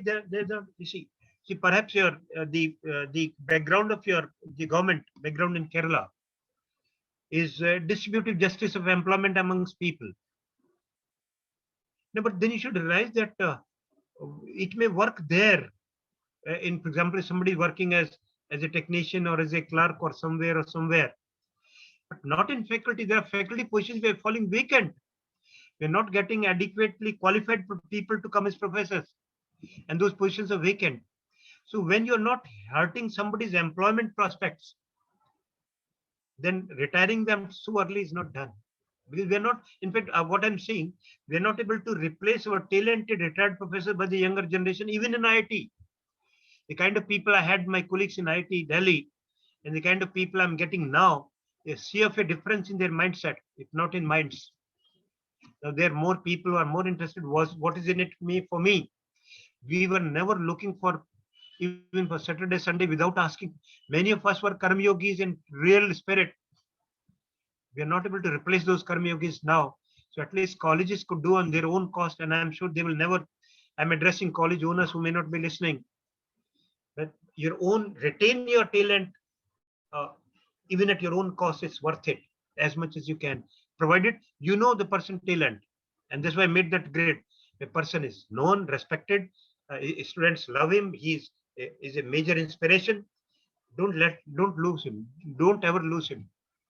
As long as you just give him a tutor, resident tutor level, let him reside in a hostel. I'm sure it's better than going to a Vrat ashram. Here at least he'll be able to put his talent to use. I'll not mind when I ever lose my talent, since I don't know whether you know that. Very little of you know my personal life. I have only one daughter. She's now settled in US. She's an American citizen. She's two daughters. They're settled there. So I have no one whom I can say my own in India, and all of you are my own in that spirit. So therefore, anyone who can take care of me in my old age is fine. Welcome. But I'll continue to work as long as my life permits.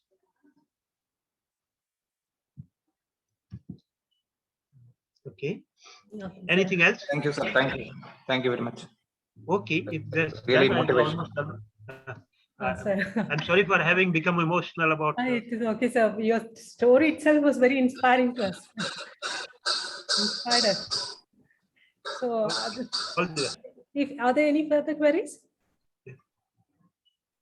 So actually, with this, I complete my 5 sessions with you.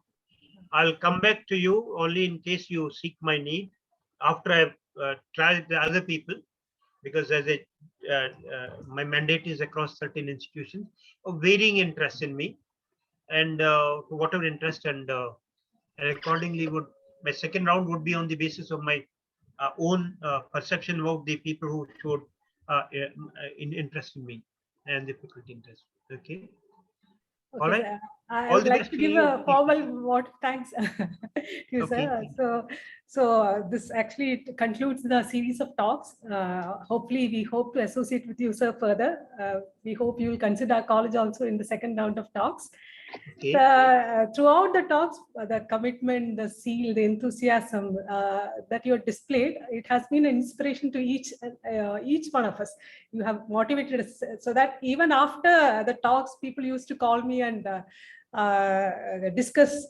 So the kind of inspiration that you have given to us, I would like to express my sincere thanks to you, sir, on behalf of the management, the principal, and all of us.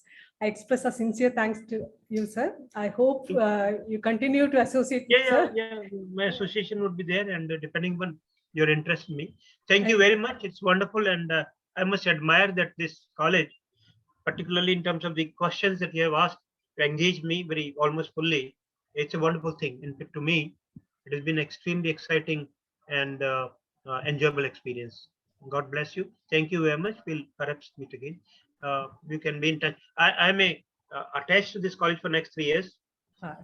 So as and when you feel the need of getting in touch with me for any specific initiative, you can feel free. Good. Thank you very much. All the best. And thank you, Professor Anu, George, particularly. You were one of the few people who logged in before I logged in. It is not the experience elsewhere. Elsewhere, somewhere I got, okay, your presence has been noted. That Zoom will say you'll be informed when people would be informed that you are waiting. So at least you didn't allow me to wait. Thank you very much. All Thank the you, best. sir. Thank you so much. Thank you. Thank you. Thank you all for joining the meeting. Thank you. Thank you. Thank you.